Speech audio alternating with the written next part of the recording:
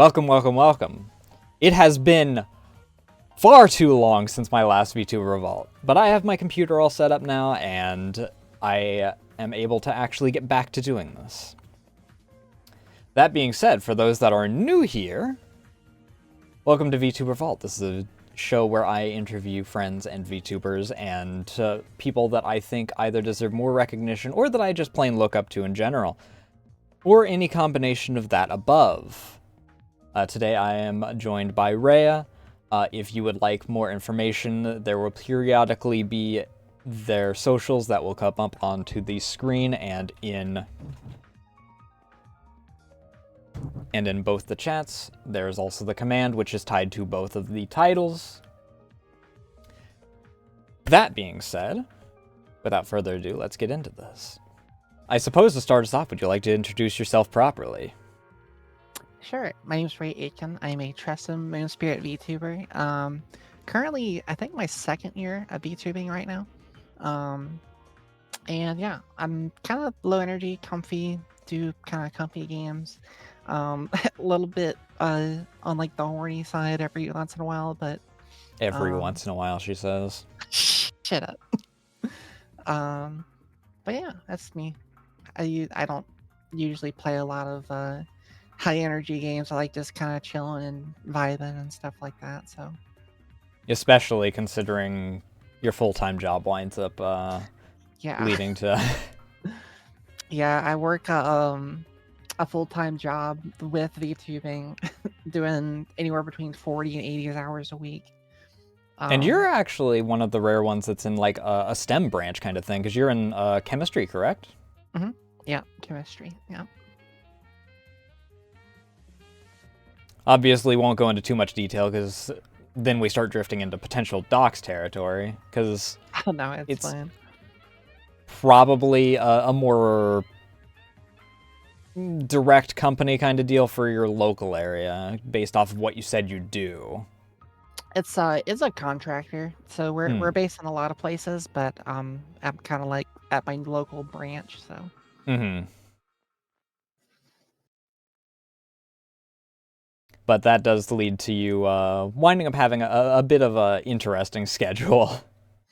Yeah, there's a lot of weeks where I basically have to be like, scheduled to be announced, basically, because I don't know when I'm gonna be going out of town for a job or not. So it's basically just I don't really know until I get home at the end of the day. And then also, you might just get like a job that pops up all of a sudden, or be night Right. shifts, or dead tired because of the amount of work that you wind up doing. Yeah, even if I'm working day shift and if I'm like out of town working, I'm in a hotel, so the internet's bad. I can't stream anyway. But even if I could, like I'm usually working like 12-hour shifts, so I'm usually just zero energy when I get back home.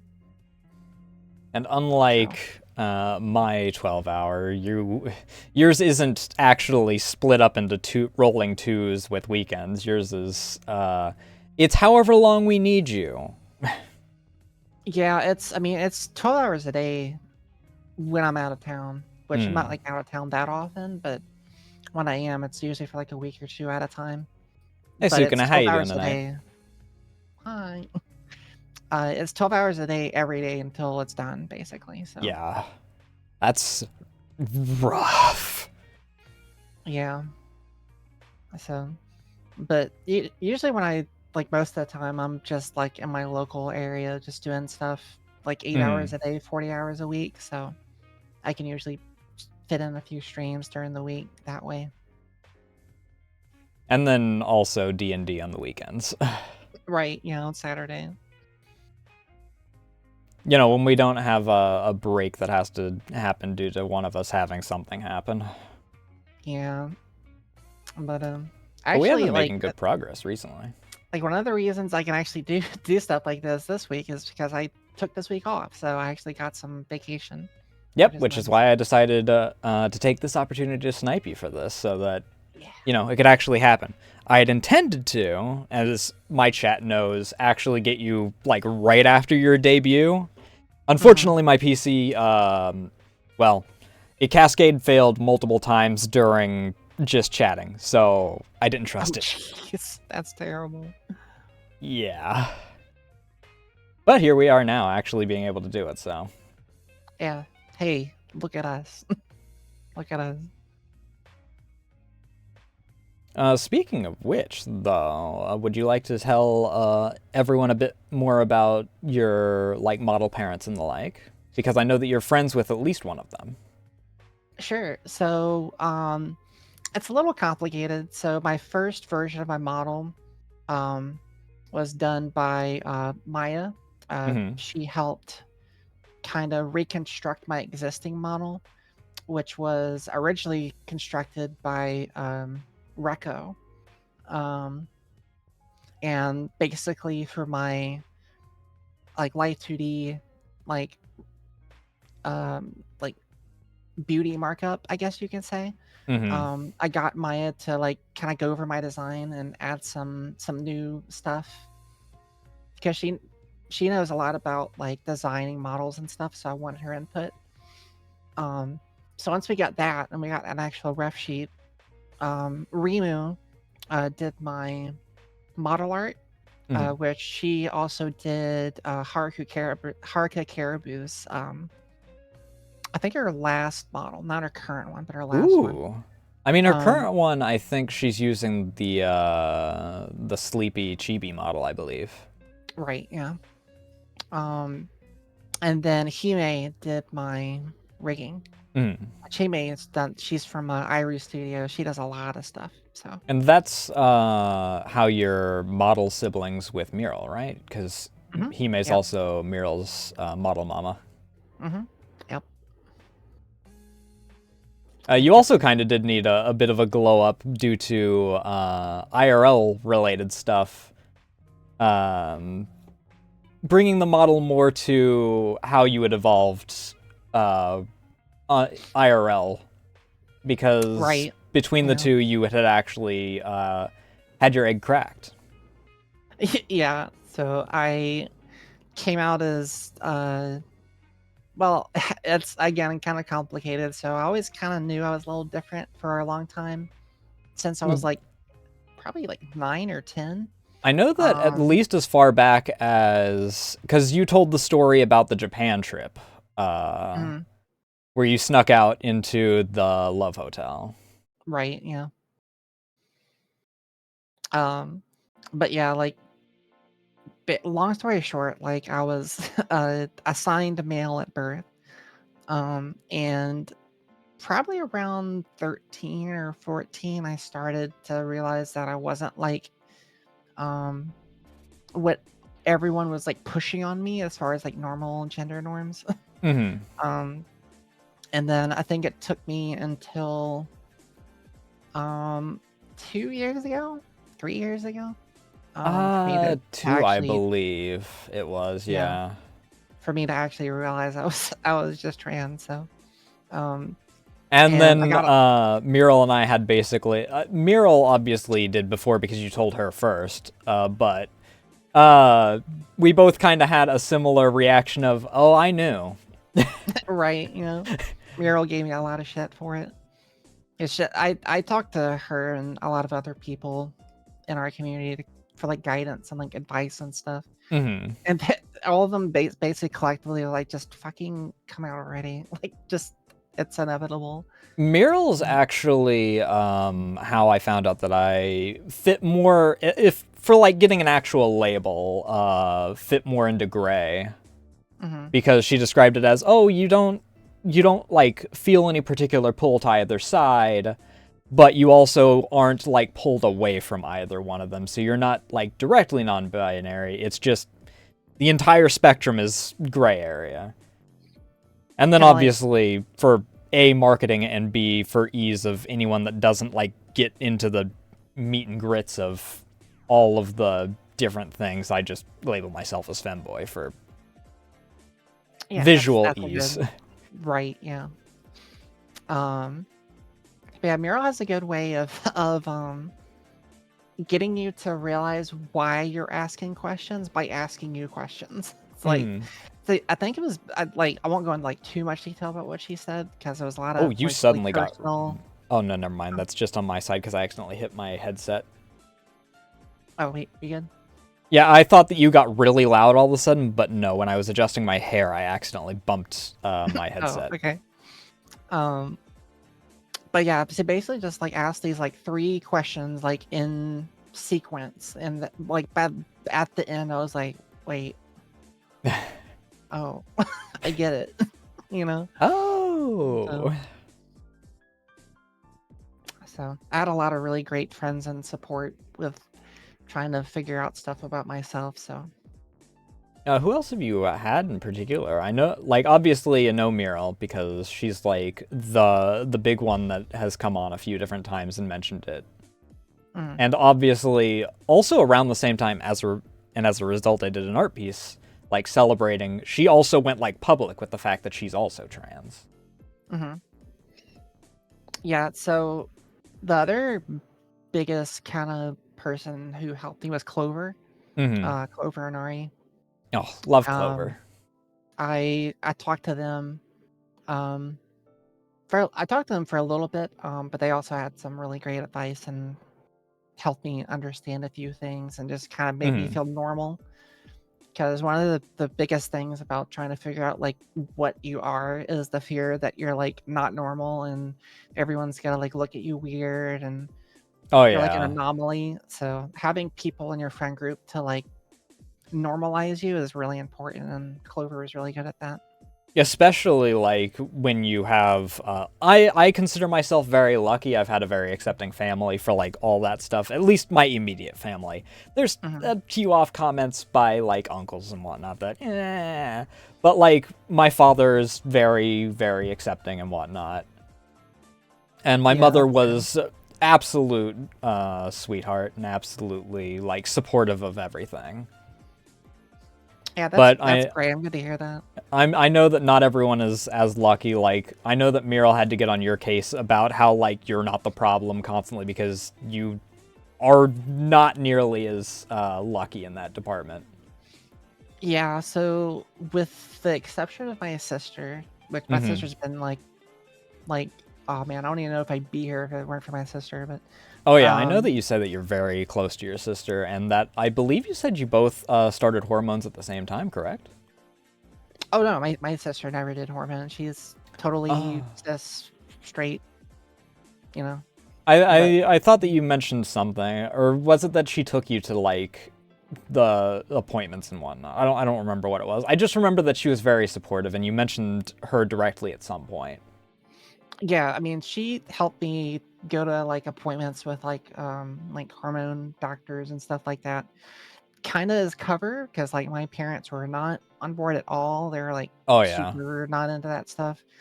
And it was to the point where we both knew that if they found out, I probably would have been kicked to the curb and just ostracized. And I couldn't do that yet because I was like 14.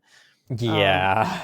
and I couldn't have survived on my own. So my sister did a really good job of kind of helping cover for me in a lot of instances. She was throwing out the chaff so that the missiles didn't lock on. Exactly. Yeah, she was chaff. Um, but yeah, like my I don't really have a lot of family other than my parents and my sister and my niece.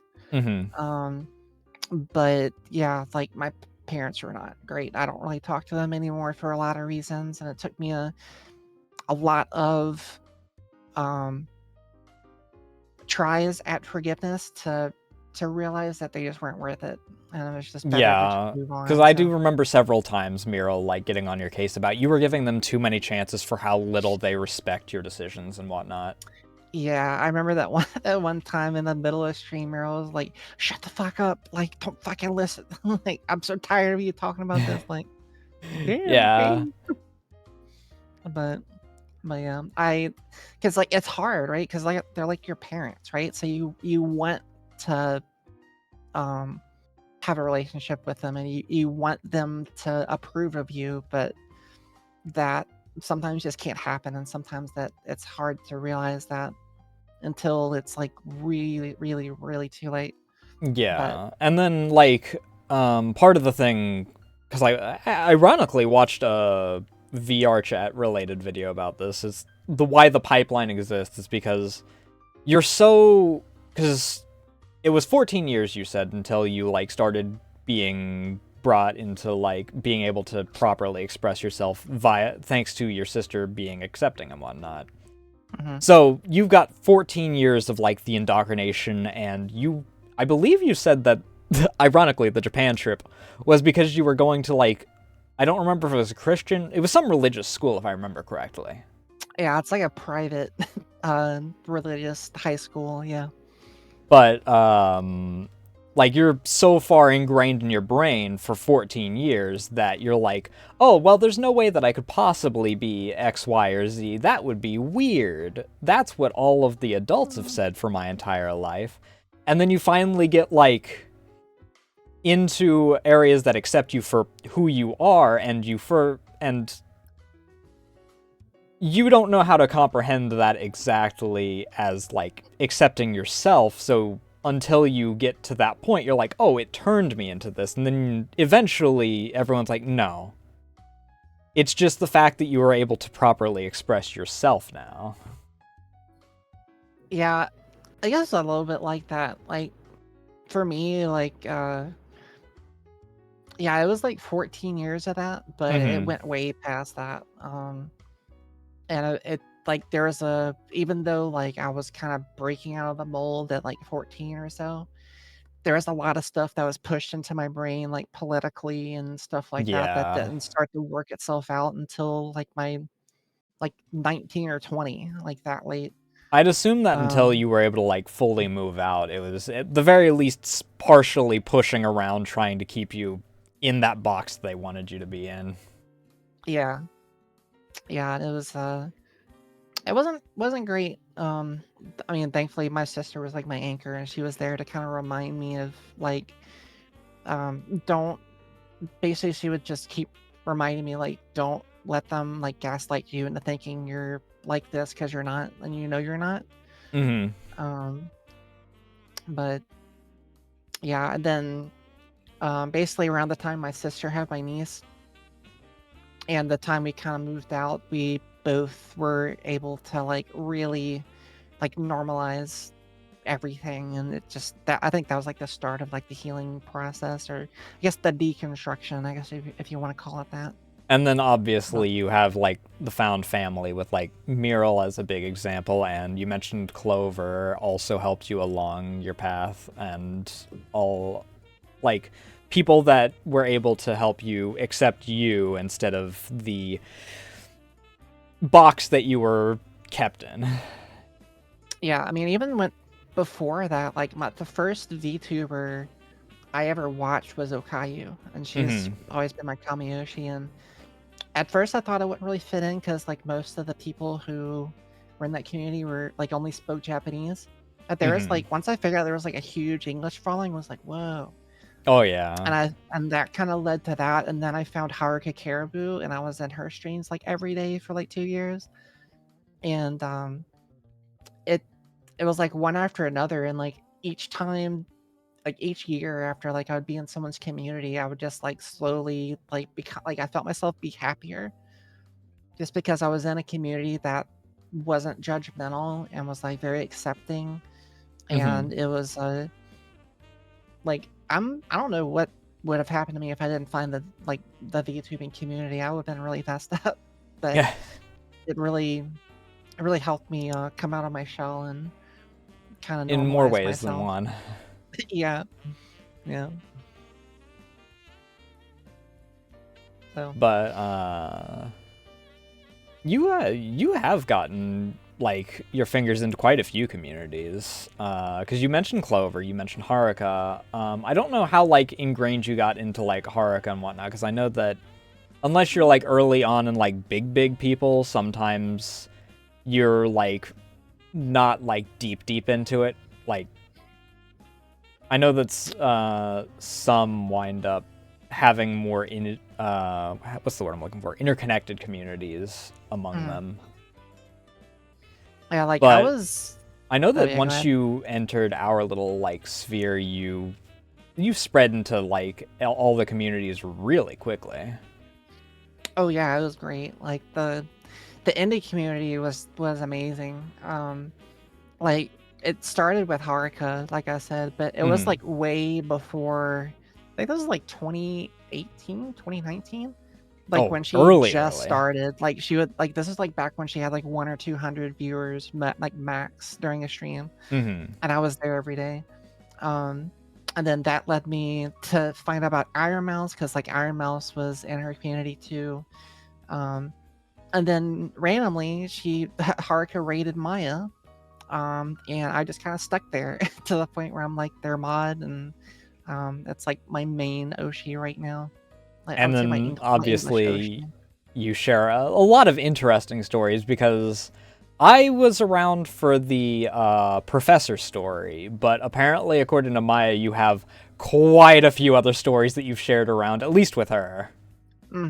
Yeah, the professor story and the hotel story are both like probably the biggest ones. But I mean, yeah, there's a lot. Like a lot happens whenever you're sexually repressed for almost 20 years, and you finally figure out who you are, and then you're like you feel free, and you just want to like try everything. So.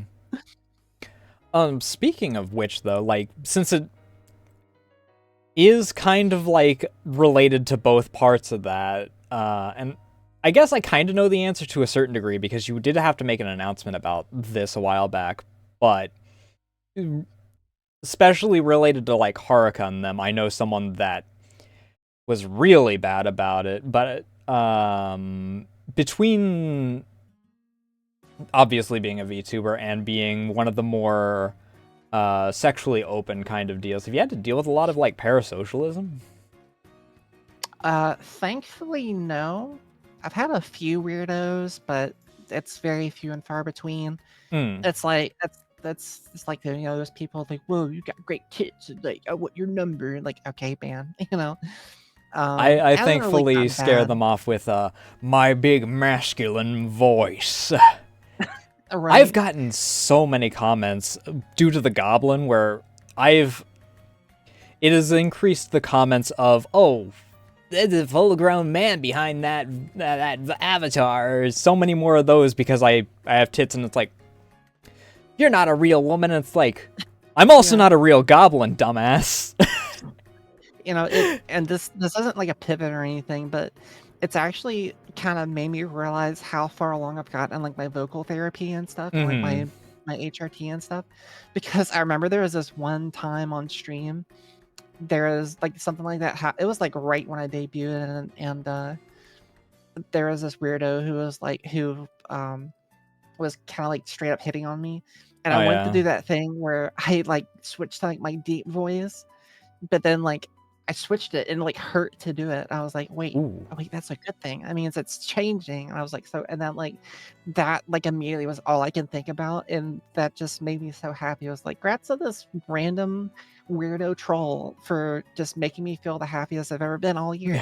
Like, because you got the realization that your vocal cords have adapted more for what I call it the true voice, like the actual like how you perceive yourself kind of deal.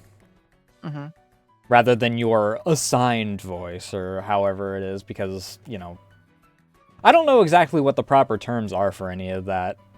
But I go with like what I best feel mentally on that, I guess. Yeah, I mean, it's how you said, it's just whatever you feel like. It's no real such thing as like masculine and feminine, in my opinion. It's just like whatever tone you feel most comfortable with. There's plenty of That's a women good who way have to deep put it. voices, and there's plenty of men who have high pitched voices. So it doesn't really matter. Just whatever you feel most aligned with. Also, how you doing tonight, Soren? Hey, Soren, what's up? I do. Let me read this comment. I'm sorry, Sukin. I got lost in the sauce.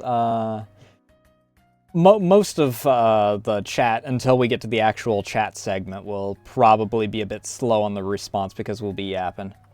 Help me out with my trans stuff, because she keeps pushing on to get me ready for bottom surgery, and the way she's saying it gets me nervous because it's 2 weeks away, and I don't want to go back on it because it's something I push to get it forever, but now she's telling me all the bad stuff about it. Actually, Rhea, you're probably a good example of someone that can, like, fill Sukuna in on that, because if I recall correctly, you have gone through, like, the full recovery afterward of your bottom surgery, correct? Yeah, I would say at this point it's fully recovered. There's still like a couple of side effects. I wouldn't really call them side effects, but I got it done in December of last year, so it's been almost a year now. And my sister helped me pay for it because it was hella fucking expensive. Oh yeah, I can Um, imagine. and I would say that like it's important to know the negatives of it, what will change, what can't change, and what might change are very important things to know. Mm-hmm. So you don't get any false ideas about what's going to happen and you start regretting it later. Um, it's something you definitely want to be sure about. It was something I was definitely sure about. Um, but as far as telling you like all the bad stuff about it, um, it's like I said, it's good to know all the things that could happen, like all the risks and stuff. Yeah, I don't think that your doctor's trying to exactly talk you out of it, more so just being like, here's like possibilities for bad because professionally I have to do this. Yeah, I Just mean in they're case. under, yeah, they have a big liability issue if they don't tell you about all that stuff, and it's like a legal thing, and it's already kind of like taboo about that subject anyway, so they can get like really bad PR and Mm-hmm. you know, all that nonsense. So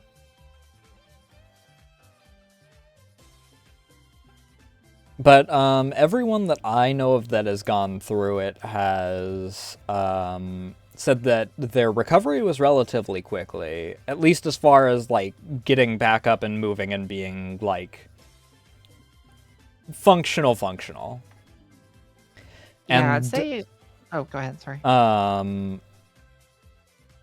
they're quite happy with how it like came out, like appearance wise as well. Hmm. Yeah, I'd say for me, I was able to basically just walk around and do all that good stuff within 3 weeks, I'd say.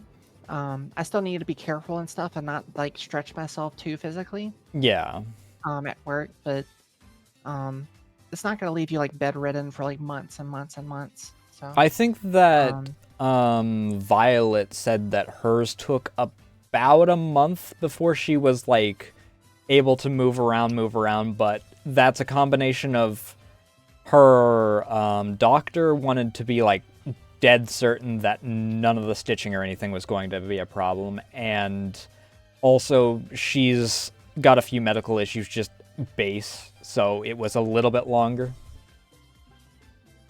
yeah, it's I would say like in general it's about like 3 weeks to a month.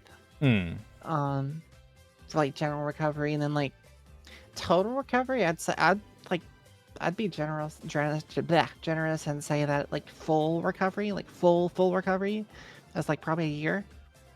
Yeah, that sounds And about that's not right. to say it's not to say that like you can't do anything or you have like stitches or open wounds. Like it's pretty much all healed up at that point, but it's still like your skin is still thin from the healing, and Yeah. so it's susceptible to the tearing and stuff if you're not careful.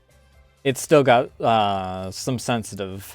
I mean, it's already a sensitive area because it's the area with like the most nerves, but it's also still like in the healing process of Right? like a Yeah. major change, so it's got extra sensitivity. Oh yeah, for sure, for sure. Because like there I was have like no idea if it also allegedly, comes with like the positive extra sensitivity, but like, from what I hear, you can't get as much as if you were like born with it. hmm, Um, interesting. I think that kind of depends, though. For me, I can definitely say it's sensitive enough to get the job done. Like, if it was more sensitive, it'd probably be uncomfortable. I know So, that and I'm going to say close friends with benefits because they prefer not to publicly be named because they know that there's some chasers that drift around here. Mm-hmm. But they, I know, also have like all the bells and whistles, and freaking it's perfectly fine with their level of sensitivity. Yeah, I was kind of afraid I would have almost no sensitivity at all, but I was very pleasantly surprised.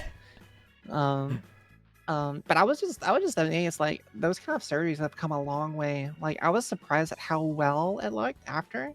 Hmm. Um, like after everything healed up, like it basically looks just like a normal one, you know. Oh yeah. um, but I'm definitely glad that that kind of surgery has come a long way and had a lot of advancements and stuff like that. So you don't have to worry about getting it botched or anything, as long as it's Hmm. like a accredited doctor and stuff.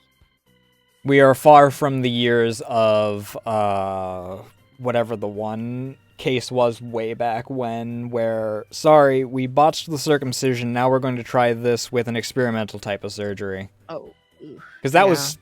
that was like what, the fucking 20s or something like that. I think that Obviously, was 100 years. Surprise, was that that surprise. A big difference.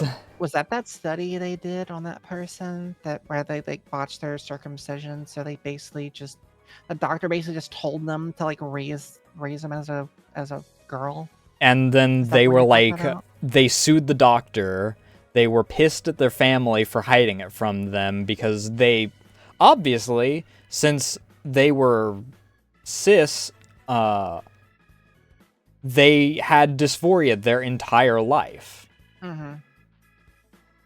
Yeah, it was a really sad situation that thankfully gave us a lot of insight about how um, gender dysmorphia and gender dysphoria works. Mm. Um, as far as like an academic sense, but it was just really sad what happened to that person. Oh, speaking of the academics of it, one of my favorite fun facts is, I don't know if you've ever heard of this study, but apparently, decade or two ago, there was actually a study where they found out that transgender individuals actually have brain structure that matches more with their perceived gender more than their assigned gender. Well, yeah, I mean, it is like a brain function. Like, I Yeah. don't think there's that much difference between, like, a lot of people try to do studies like the difference between the male and the female brain, you know. But there's not really that much difference there. But there is a big difference with like gender stuff is in your brain. Like you Hmm. can hook yourself up to like a cardiogram and like study it. Like you can look at it, you know. You can see which kind of sections of the brain light up in certain scenarios. Like it's a real thing. Like it's not just imaginary, you know. Bioessentialism, yeah, that's a big one. People tend to kind I'm of not slip familiar with into. that. What Yeah, is bioessentialism? it's basically what people say. It's like a big criticism. It's basically saying that like if you don't have this chromosome, you can't be this, or like if you Oh. don't have this feature, you can't be this. You know, um, which my big thing about that, I think his name is I don't listen to a lot of like big debate stuff, but there's this guy named Jovan Bradley, and he does a lot of podcast stuff with like call-in show stuff. Hmm. And the way he describes it is pretty interesting. It basically just describes it as like a necessary um what's it called? It's like a necessary condition. Hmm. It's like if you're going to um restrict a person from a category, um what is the condition that you're restricting them by, and then that condition must have no exceptions. It's like, so if someone says like you can't be a woman because you don't have a vagina, Oh, and like the And this is the only time that this is going to be the only time I'm going to mention anything political related, but at the beginning of the year when they tried to designate what legally what a woman versus a man was, and they scientifically wound up saying that everyone's a woman because Yeah. in the It was like big creation of the gametes. embryo, Yeah. you start off as a woman and then the Y chromosome takes over if you have it. Yeah. It's like big versus small gametes. Yeah.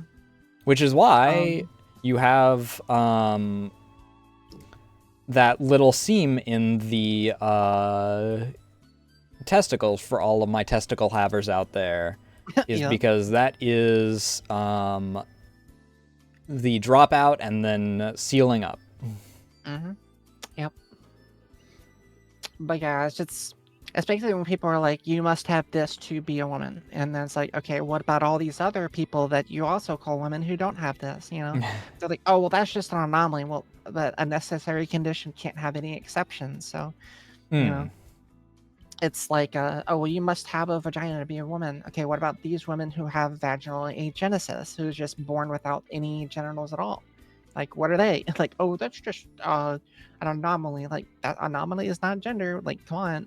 You know? That's how does that exactly work? Do you have, like, do they still have a urethra that like comes out and they just don't have like the actual structure around it, or? I don't know. I mean, it depends on each person, I guess. I don't know a lot about it, to be honest, to be able to know for sure. It probably just depends on I mean, it's already pretty rare thing, so I'm sure it just depends on person to person, but yeah, that's true. And Intersex has a lot of areas. Yeah, it's pretty, I wouldn't say it's a gray area, but it's a lot of different kinds of people fit in that group, and so it's a lot of different circumstances. I mean, it in general is going to be like a thing because, I mean, we're still dealing with X, Y, and Z as far as like everything in the water and whatnot, from like lead way back when in the air to freaking microplastics and X, Y, and Z that even like for, and I'm going to put this in massive quotes, normal, there's deviation in how genetically everything goes. You take other things into account and you're just going to have, there is no way to just neatly put it into columns like everyone wants to try and do. Yeah, I mean it's a social construct, so by its nature it can't be one thing or the other. Like it has to be a spectrum of it's socially constructed, you know. So, but yeah, I guess just getting back to your original point, like, yeah, I was, we were talking about, like, you know, VTuber communities and feeling more welcome and stuff. Like, yeah, I learned a lot about both, like, trans people and myself, just by being in the community. Like, it was like exposure therapy, like hearing from people that, like, I otherwise never would have heard from. Oh yeah. And it was just a big wide open community. Like, obviously there's bad parts, there's good parts, but overall, like, it just kind of opened my eyes to like possibilities, like new information, like just like feeling more normal, I guess. So I mean, yeah, like you mentioned, it's got good and bad parts, like, because it's less a community to a certain degree and more of a medium at this point, just due to how much it's expanded. So obviously you're going to have like the individual little niches, and obviously like you're going to have what we talked about the good parts, but then you've also got like some of the bad parts. Like, I mean, this week alone, freaking the pointing out some of the people that just go, oh, I'm just going to use VTubing as a method of dating or blah, blah, blah, this, blah, blah. Like, really? Yeah. Dating apps cost like a quarter of that amount, and even if you use them for a year. Yeah, I don't know. It's That's one of the bad things about having your community like grow that big is that it eventually just opens a door for bad people. But Yeah. I would say overall, like, the VTuber community as a whole is better off than it was before. Like both, like we're more understanding of indies now. I'd say before, like it was way more corporate because like indies weren't really a thing back then. Oh yeah. Um, And then obviously like that has like idle stuff and whatnot, which I don't know exactly like what the trigger point is, but I know that at least for Hollow specifically, the Indonesian branch got like Ollie was a big one where she mhm, would be like, "Hey, I want to talk to these like indies and whatnot," and she would talk to them. She'd talk to like Joel and Iron Mouse and mhm. other people outside, and she did really, really well as a result. And then Hollow's like, "Huh, that went really well. What Yeah, if and we now, let these guys like a little more freedom?" And then we get to the point where we're like justice and whatnot now, where like Rhea was able to collab with the Gigi Marin in general. oh yeah, it's like Narissa and Kiara both do a lot of indie collabs and stuff with different people. Mm-hmm. Yeah, that's great. That's great. And like it's done like really well as far as like them being able to like you can still see parts of it where they're like we still have to have like some of our idol stuff to this. It's mostly in the JP branches and whatnot, but Mhm. like there is a lot more freedom for them to like do a lot of other stuff because Hollow is like it actually works. We don't have to like keep it in this like tight little confined thing. Mhm.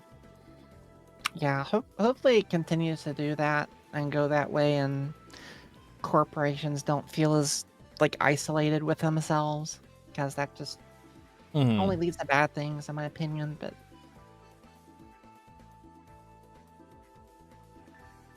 yeah, it's a big golden age for indies right now. I feel like with a lot of bigger, like I won't go into specifics, as y'all probably already know. A lot of like bigger companies just like falling apart, and people going indie, and people still following them to their indie counterparts. Where if like in the past, like if someone quit Hololive, like they kind of just dropped off the face of the earth. um and you don't really like, they would go to their indie, but like they wouldn't like be very open about like, hi, this is me, this is how I used to be. Thankfully we're in an atmosphere and environment where that's more accepted now, If we whereas go like back back to then, like that as the progenitor point, I guess that like Coco is probably like the first point of like a turning point in that regard because she's like the big one that I remember where everyone's like, "Hey, we know who she was before. Just, continue to support her and just look at Mhm. how far she's come now. She's in 2 different Yakuza games now." Right, yeah, I think and then like then Fauna and Gura and Mhm. all them, and then that just it just kind of exploded after that. So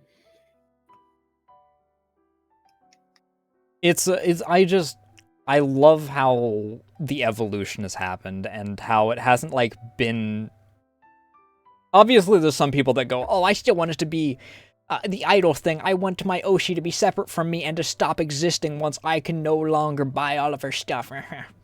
But, oh in yeah. the grand scheme of things, a lot of people are like, "Hey, I'm kind of glad that I can still continue to enjoy Saba now that even though she's not, you know, Gura." Yeah, it's crazy how far we've come with like the general health of the community, and like Mhm. how people aren't like super parasocial towards idol culture anymore.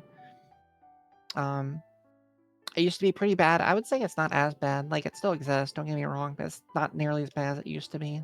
I mean, yeah, I have one, I call it a guilty pleasure. I finally stopped doing the guilty pleasure because my bingo card started filling up in just 3 tweets from that individual, but Yeah. there's one dude that I met through someone else, and I mention him occasionally, who is the most parasocial person ever. He tries to act like, oh, I'm such a wholesome being, how could you possibly be mad at me? And he's the most toxic person I think that I've ever met. Oh God, And he was like, oh, Zen deserves even worse than she already got, like, right after the freaking whole Vishojo thing happened. But he got revealed that he was, like, the biggest parasocialite ever. He went into debt 3 times way back when, donating to Silver and Melody. Back when Melody was still exclusively doing the lewd streams. And Silver, I get that. I get Silver. And Shooter got them big titties. I must specify that it was during the time that Melody was back still doing exclusively lewd streams, because he tried to use that I spent 10K on you in order to go, hey, do you want to collab? No. And it's like, okay, God, that's the worst. listen, it's weird that you're doing it. It's weird enough that you're doing it in general. The fact that you're doing it with someone that's exclusively doing lewd content, you can't try and say, I'm wholesome being, I don't exclusively try and do things to freaking get my rocks off, when you're asking to collab to someone that is exclusively currently doing not safe for work content. Like, any benefit you could have gotten from that, and any, like, social positive view you could have gotten from donating that much goes out the window the second you ask for something in return. Yeah. And, like, hold it above their heads. That's just the worst thing you can do. That's terrible. I mean, Christ knows that we have a few people freaking, even in, like, our portions of the community, that freaking are trying to, like, be like, oh, look, I spent this much money 2 years ago, you can't ban me. Yeah. And then in some of the cases it actually works, because they're like, oh, well, I guess even though I suffer every time that you open your mouth, I guess that I can't, because you did kind of, like, give me that life-changing amount of money. Yeah, a couple people come to mind immediately. Yeah. Speaking of, like, that side of things, though, I know that you have mentioned that one of the VTubers that you do look up to, due to their openness, is Fifi. Oh yeah, Fifi and Melody and Cottontail. Those 3 I really look up to, yeah. Have you ever considered, like, doing, branching out into, like, Blue Twitch and whatnot for, like, streams? Because I know you do your Not Safe for Work Discord nights, like, so that people can find you and, like, find the games and whatnot, like, without the Discord. I've definitely considered it. It's still an option. I guess the main thing for me, well, I mean, first of all, I couldn't do anything because I don't have a nude model right now. You don't have to have a nude model, exactly. Well, I'm speaking a bit from experience on, like, because I don't know if you've seen me tweet it out occasionally, but, like, my Fridays I've switched over to, like, streaming over on Blue Twitch, actually. Oh, okay, I see.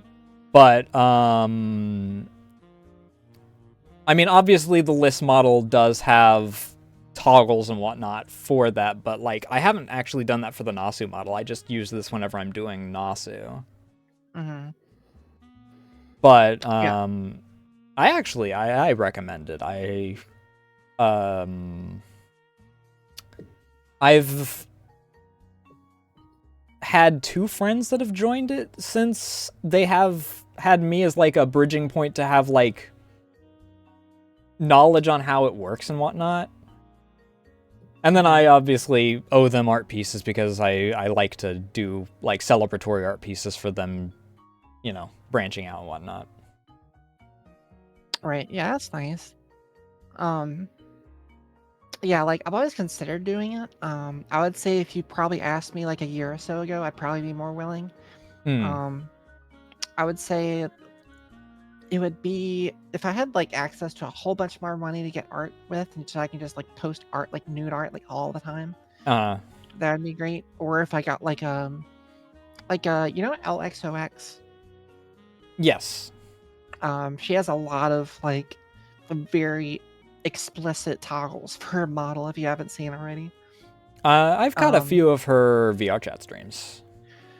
I would I guess long story short, I would love to do that. If I did that, I would want to get a 3D model so I can like do stuff in 3D. Do Um, you have a full turnaround of your... Actually, I don't know if I have it. I'm not opposed to doing 3D models for friends. I know that I mentioned it to Kraka, but like, um, I also have been looking for like more opportunities to practice 3D rendering and whatnot. So I'm not opposed to if you want me to work on that. I normally work on those around December. I don't have commissions open for anyone that is watching this that is tempted. It is exclusive to friends. oh yeah, I've um I've had that whole 3D thing in the back of my mind for a while, and you're definitely I definitely keep you in mind. Don't worry. All right. Um, but yeah, that's basically long story short is like I would want to have something like a 3D model or um do IRL stuff. Mm-hmm. But the only problem with doing IRL stuff is that I guess with like the way I look and my hair, it's like I'm very like unique looking. Like I'm kind of like a ginger with freckles, and like not a lot of Yeah. people know people with ginger and freckles. So my main fear is that like one of my exes or my parents or someone would like see me and then just spread that shit everywhere. Yeah, I know that Um, like most people try and keep, if they do IRL stuff, they try and keep it like below chest level in most cases, but like there's always the chance that like a camera falls over or something when it comes to that kind of stuff. right, yeah. But I can But definitely yeah. understand that, wanting to have like direct assets to work with when you like hop over there. Yeah, I would want to cuz like it's like you said I already have like not safe for work Discord stuff. Mhm. Um so like if I want to do stuff with this model, I can just go over there. Um but if I'm going to make like a big switch to over there, I would want to have something big to like use with it. Oh yeah. That's kind of my thing, is like I don't do exclusively over there, obviously, and I don't really plan to. Like, if Twitch dies any day now, honestly, at the rate they're Yeah. going, and it's weird that that's no longer as much of a joke. But I'd probably just switch to like doing exclusively YouTube, because I have the foundation for YouTube and a community there already. Mhm. And also, like, obviously, I still enjoy doing like normal stuff. If I wanted to exclusively do that, I would just start doing exclusively over there, X, Y, and Z. I just use it for not safe for work art, and then occasionally like games or freaking having a little more freedom in yapping, because if I talk about like a particular experience that I had during a freaking post show or something like that, and it's a little Mhm. too graphic for Twitch, I get banned. If I talk about it over there, then it's like, you know, not as bad. Like Rose Right. goes over there and just tells some of her stories of when she was in various groups and whatnot. Right. Yeah. Um yeah, I guess getting back to your original question with like those three main like I guess you call them loot tubers, they really helped me kind of become more normal with like being open about like sexuality and stuff. Hmm. Um, I wouldn't say that like my sexuality is like super important to who I am, but um, one of the biggest things that I came out with whenever I came out as like trans and stuff is like a huge like sexual liberation. Yeah. Um, and to the point where like I feel like that's kind of who I am to a certain extent. It's just someone who is very open about sex and stuff. It kind of goes hand in hand with my, because like I have really bad social anxiety, which Mm. like I know some of you are thinking like you're a VTuber, you have social like yeah. Oh, Um, surprise, surprise.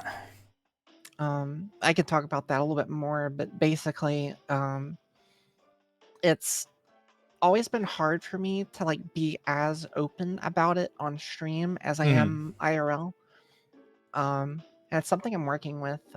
One of my big goals is to be as open as like Cottontail or Fifi or LXOX or any of them. Mm. It's definitely a big goal of mine is to be like as open and like forthcoming about like my sexual side as them. Um, but it's definitely hard having social anxiety and just having that voice in the back of your head, like yelling at you not to say anything weird, like Yeah. saying that they're gonna judge you and stuff like that. And um, it's not as bad as it used to be. I'm getting better about it. But it's just something I just kind of keep working on. I mean, I still So get that as well, like from time to time, because I've talked about how now that renovations have actually been going along and I no longer have other people in this house with me past like a certain point in the day because they sleep in their house now. But there's still like that voice that you get nervous regardless of like if you're alone and don't have anyone else listening, you still like, is this line a little weird or X, Y? I mean, yeah, obviously, I'm going from a voice acting perspective rather than like, just talking about experiences and whatnot. But like, right. same, similar idea. Ironically, though, it also does like it's another thing that I believe Muriel has helped you with as well because she's not like as into the directly lewd stuff, but she is. I believe she labeled herself as a sex positive tuber at one point. Mhm. Right. So it's um yeah, she definitely helped with that a lot too, for sure. Um that's just one of the main things I admire about Mural is something I wish I can do is being able to speak your mind as openly and as like straight and like interrupt free as she can. Mm-hmm. Um that's something I've it's like one of my big goals is basically to get to that point. But VTubing in general, it began as like as like a exposure therapy for me for my social anxiety. Oh yeah, Like that's I was why I started actually streaming in the first place. Is like it was twofold: exposure therapy for that, and also peer pressure, so I didn't wind up with 600 work in progresses or games that I just didn't Mhm. finish. Right, yeah. But I was talking to my therapist about finding this new VTuber group that I was really Mm. into, and she like thought about it. She was like, "Have you ever thought about doing that?" I was like, "Oh God, no! I'd be so scared." Like I like if I'm on a stage with like in front of 5 people, I'm like sweating. And she was like, maybe you can think about it. 'Cause that might be a really good idea for you to like help you like to have like exposure therapy.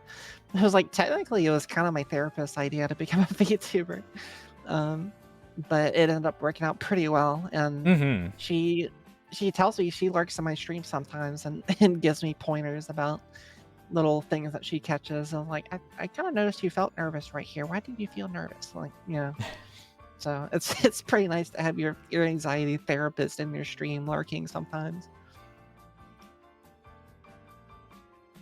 So you've got like a very good like support group around for like various things. Like obviously we've mentioned Mural several times. You got your therapist along, and I know that like at least from my perspective, you've gotten better at being more open in like the role playing stuff for D&D because even though you're still self conscious about it, which you've outright stated, you are like a million times more confident in actually playing your character than you were like session one. Oh yeah, I'm glad to hear that though. That's a big thing too for me was role playing because that's the not only like knowing who you want to be, but like changing yourself to be that in front of Mm-hmm. people. It can be kind of scary. I mean, even me, I freaking have played, like, maybe a dozen different games, and obviously DM'd, like, 4. And I still get nervous whenever I'm, like, putting on a voice, or, like, playing a certain character that has... Like, Stran was my worst one, where there's Skaven that's been, like, stranded in Syncope. And Skaven have, like, a chittering verbal tick where they'll be, like, they'll, like, double up on words or, like, say man-thing as, like, using 2 different forms of the same word or something like that. And I was dead nervous because that was also the first time I'd ever live done a game, because I was streaming it to Totless's Discord server at the same time. Oh, you're in Totless's community? Oh, that's awesome. I was. I've been meaning to return, actually. I still watch, like, her streams and whatnot, and I'm mutuals with her on Twitter. But Nice. I used to actually be, like, one of the pillar members of the community, because I was, like, back when the community was only, like, 10 active people. Yeah, I kind of got into her by watching her VR chat stuff, like on like YouTube clips and everything. I think it was actually her TikTok stuff that I saw that she posted on there. But there was a few people that were, like, hyper parasocial, and they're probably banned by now, honestly, because they were because she's gotten to the point where she's got the Giga mindset of nip it in the bud, otherwise it's just going to become a problem. And I haven't seen, like, the bad actors in any of the stuff in a long time, so Right, yeah. it's just now I don't have any freaking space in my Discord. Yeah. And she has a live 2D model now, right? Yeah, I saw it the other day. It looks really nice. But oh, 1 second.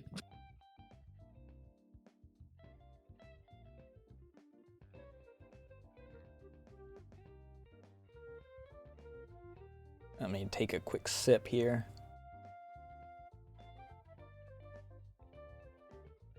Yukina, did you accidentally wind up hitting the freaking... Whatsima does it? It didn't actually... Is my MIU broken again? Come to think of it. Okay, sorry, Remy had to ask me something. Oh no, you're fine. But we were talking... You had something you were mentioning about, like, Totless stuff? Oh, I was just mentioning, like, I think it was around probably like 2021 that I saw her TikTok stuff. Like, it was a while ago, but she kind of, like, made me want to, like, she made me start thinking about getting like a 3D model. Oh yeah, like, her 3D models doing, are like, really good. Stuff. Yeah. I was like, man, I want to get, like, the motion sensors, and, like, I want to get, like, 16 sensors on my hips, so, like, I can learn how to do belly dancing. Oh, and, you like, will become a Wiggle streamer. Yeah. I keep harassing Kraka about her becoming a Wiggle streamer because she's been doing so much VR, and she only knows modern Wiggle is ironically the thing that winds up becoming the thing where it's really treading the line on Twitch's loophole on VR chat. Where it's legit, there's, like, several people that literally just shake their ass at the screen the entire time. Yeah, but I can do, like, the figure 8 wiggle. Like, I learned how to do that. But it's like, if I can get, like, belly dance lessons and stuff, like, that would be the dream. Do that in 3D. But obviously, I've been around the community a bit, so I still remember Wiggle Streamer as Classic Wiggle, which, I mean, is Totless, as one of the main ones, where it's more of, like, a fidget thing that, you know, of course she's moving her hips, but, like, it's a fidget rather than I'm going to shake my ass at the camera because that's the only thing I have. Right, yeah. I'm sure if I did it enough, it would probably become a fidget, honestly, but... I mean, we all have our, like, fidgets to a certain degree. Like, I've been messing with my freaking multi-tool here, freaking half of this. Yeah, it's did you ever have a fidget spinner? No. Oh, I tried it out for like a week and I was like, I don't get it. But then like the second I stopped doing it, I like started to like twirl my pencil around. I was like, oh wait, maybe Oh I yeah, do I need fuck this. around with my tablet pen constantly. Hmm. I think that one of my cousins had a fidget spinner at one point, and I messed with it a little bit, and I also had the yeah, I don't get it. They got really cool fidgets in the form of like D&D dice. Like if you've seen those like revolver D&D dice with like the bullets, so you can like roll the barrel of it and stuff. Oh, that's I don't know if sick. you've seen Actually, I've those. never seen Yeah. those.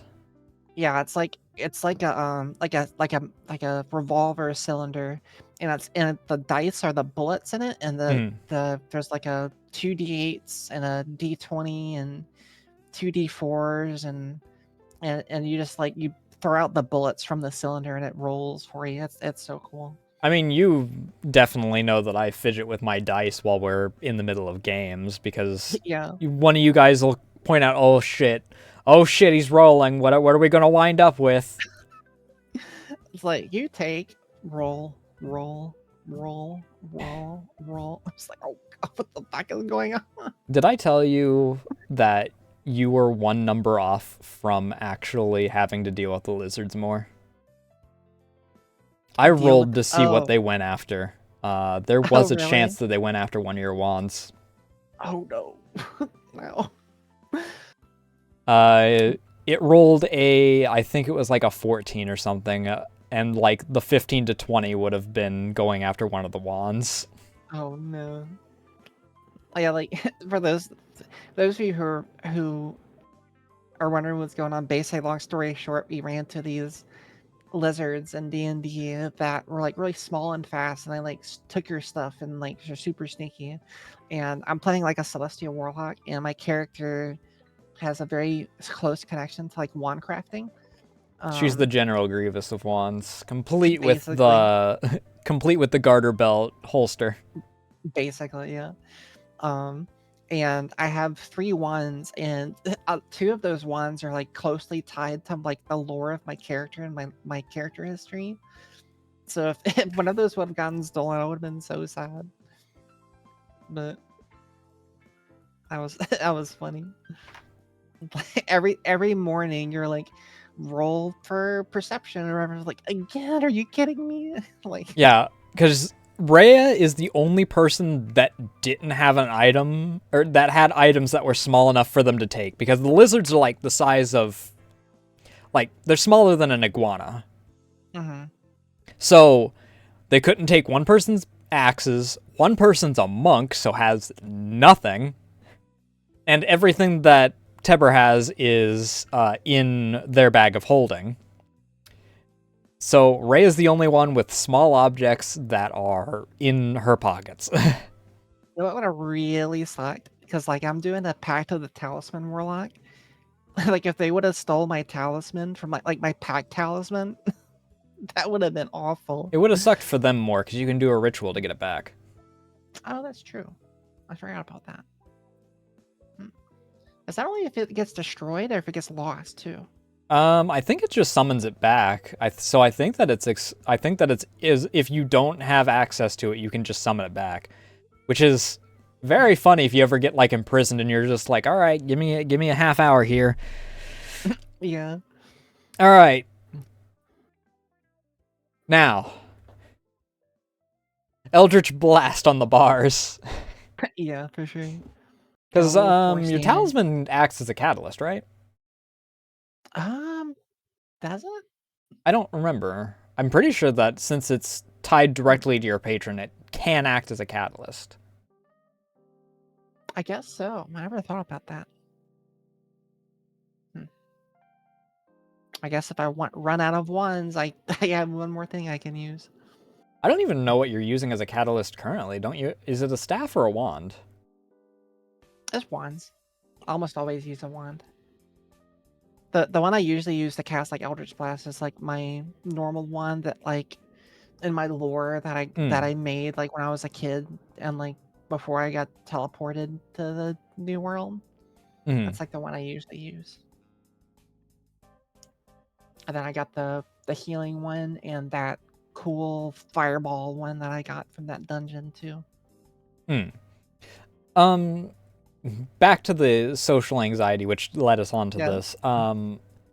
So you obviously mentioned that you still have it. Is it like exclusively for crowds? Because I know that you have mentioned that you like are close with quite a few people. You're close with Clover. You're close with Miral. Obviously, you're close with quite a few people in your community, and like in the what people still, I think some people still call it like the 68 expanded universe and whatnot.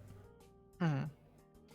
Like, It's definitely like everyone's like to preface this, everyone's anxiety is different. Um, so don't think like how I'm describing mine should affect how yours works or like how you think about yours any differently. So, um, but long story short, it's basically just when I know people are watching me or when I'm like in when I'm like the main focus of a group.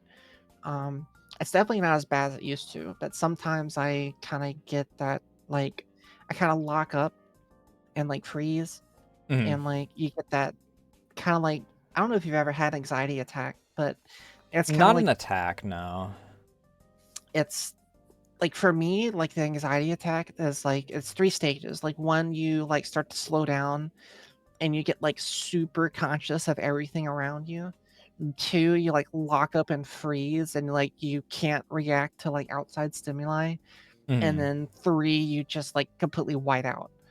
Um Sometimes I can kind My of feel like oh, step one and parts of step two happening sometimes while I'm streaming. But it's so rare and it's not as nearly as bad as it used to. But well, clearly the solution is to actually start up that blue Twitch, because you know what they say, picture them naked. It's easier when they actually are. right, exactly. If I can imagine them all just jerking off the whole time, that's probably gonna boost my morale a lot more. I mean, I don't know if you know Melissa, Tiefling Melissa. Um, from Melissa who's streaming? Belladonna.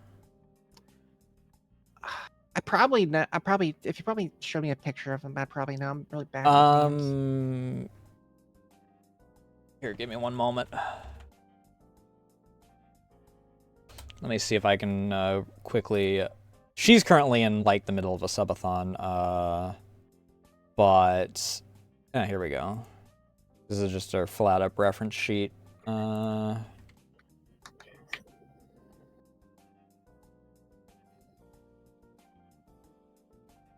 Oh, I like that model. Oh no, I've never seen them before. I like Okay, that model though. but she's gotten a bit of an addiction. Because you mentioned like the picturing people like jerking it and whatnot as like a sort of deal. She's gotten a bit of an addiction because her brain automatically translates it to praise, which she has discovered she has a praise and worship kink. Oh god. So she has become slightly addicted to it, and to the point where she outright got with part of what she's gotten from her subathon, has gotten a relatively powerful laptop so that she doesn't have to turn off her PC and stop the subathon in order to do Blue Twitch streams in order to, you know, A, blow off steam in general, but B, feed into the addiction. I see. Yeah. It's like one of my favorite like I do like watching those streams too. It's really, really kinky. It's like especially that I don't know if you've watched a lot of Cottontail's Blue Twitch stuff. I don't think I've caught any of them live. Actually, do I follow her on there, come to think of it? Because I never see her live on there. I've caught Melodies, She I've caught one of Fifi's, because I caught the one where she was doing the debut after her summer outfit, which I'm still kind of surprised that Twitch didn't get mad about. right, yeah. Because they're out for her blood, like, normally. like one of her um more recent ones end up being one of my favorites. I don't know if you remember. It was heavily clipped. She was talking about this. She had a guest on her Twitch, and she Mm. nicknamed him Shy Guy. Oh And yeah. he is basically like a she like dressed him up in a maid outfit and did his nails and stuff. Well, on Blue Twitch, I only know Shy Guy via the VODs from Blue Twitch. yeah, on Blue Twitch, it was she did a episode where he was still over, and like she was like kind of like doing herself and all that, and then at the end, chat was like, "Get Shy Guy, get Shy Guy," and she was like, "Okay, I'll get Shy Guy," and this man goes to town on her. Oh yeah. You can hear it in the background. She's like screaming. I'm like, oh my god, this I guy. I remember, I think it was like one of her winter specials or something when she like first had gotten with Shy Guy. And like you know how hey Mecha, thanks for the follow. How you doing? But you know how she's like normally the one that has the domineering presence whenever she's like dealing with people, where normally she has anyone else she's collabing with folding up and like all flustered and whatnot, like Numi, Calum, Melody, I think she has, but she's like the domineering presence normally. That goes away really quick in the bedroom, let me tell you. From what I've heard. The Shy Guy, I don't remember the exact line, but it's like she is like stuttering and whatnot. She's like, he is just like eyeing me and then like giving me finger motions and whatnot. It's like, I have never heard like bottom side Cotton until now. Bottom side content comes out a lot on Blue Twitch. A lot. But oh god, what was I gonna say? What was it? Fuck, I had it on the tip of my head. It was oh, did you see the collab between her and Beetle? Or like she did like a little chat thing with Beetle. I think that I saw parts of it. Oh my god! Never before have I needed to see those two like fuck on Blue Twitch before. Like I need to see that. Like that the energy between them was like so genuine and like oh my god, it's like they have so much chemistry.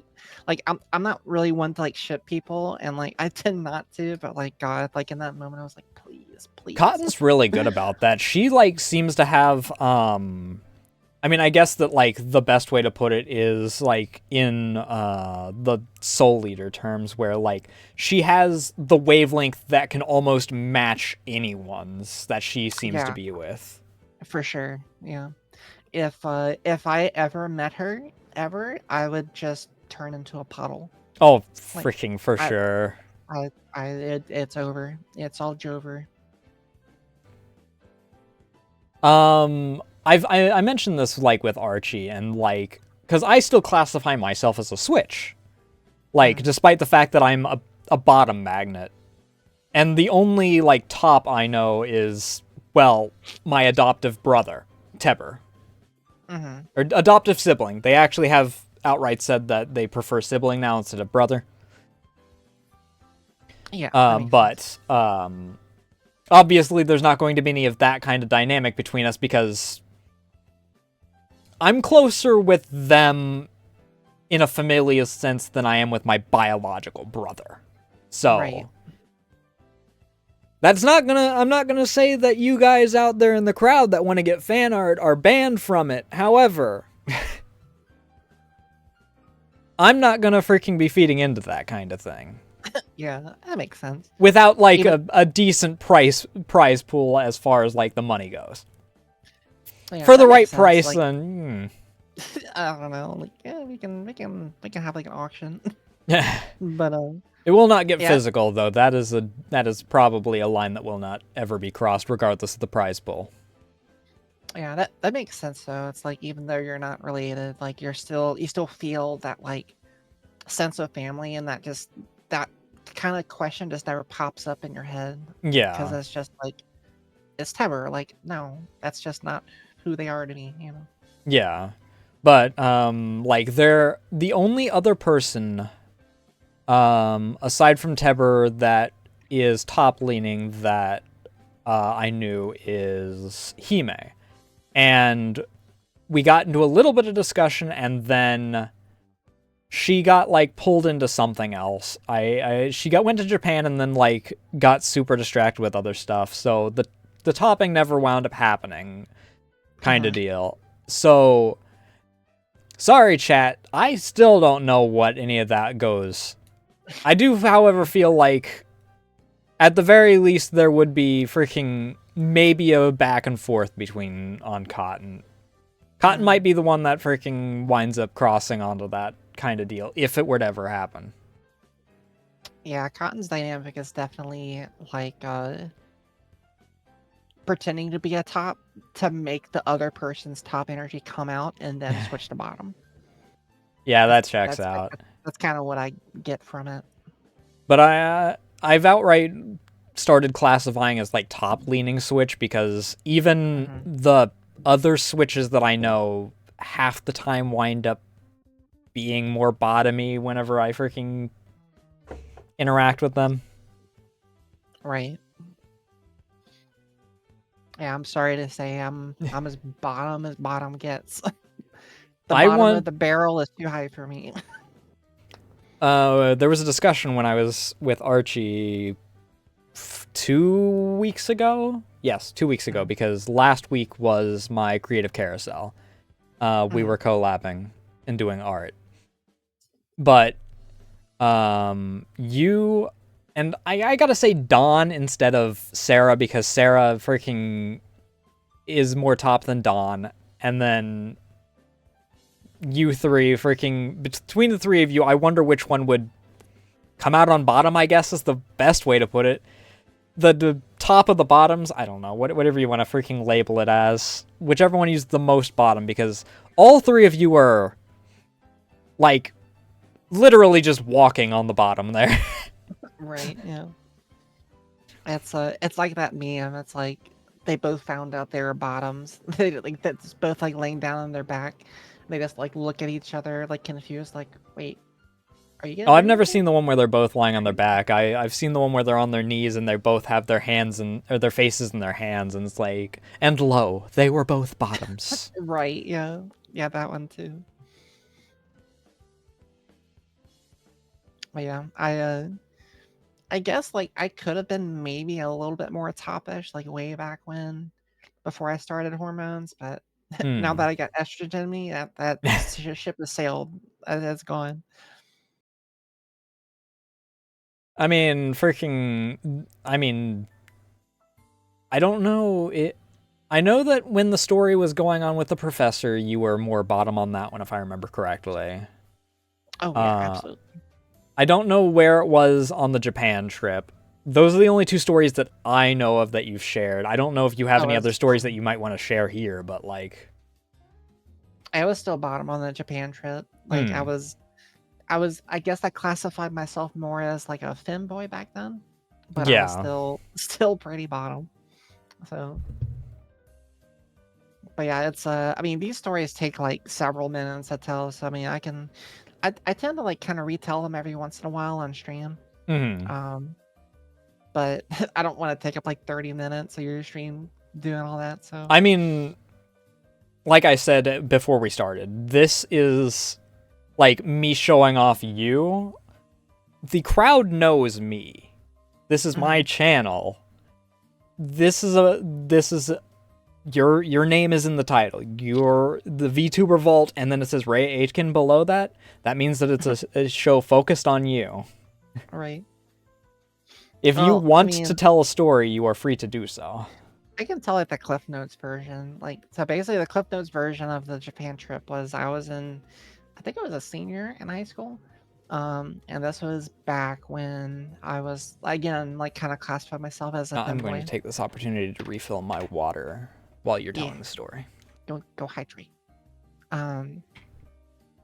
And long story short, it was like a school trip to Japan, and being this friend of mine that I've known for a while were hanging out, and we kind of snuck off from the main group, and we found this hotel. It's like, wow, this hotel is so cool. And then we looked on like the sign, and it had like, because like I can't read kanji or anything. Um, so we was like, what is this? Like, what does all this mean? Like, I've never seen a love hotel before. And so like my dumb ass like goes back and asks the teacher, like, what kind of hotel is that? And my teacher like scolds, like don't ever go back there. That's not, never go back there. Don't go near that place again. And so naturally I went by there again.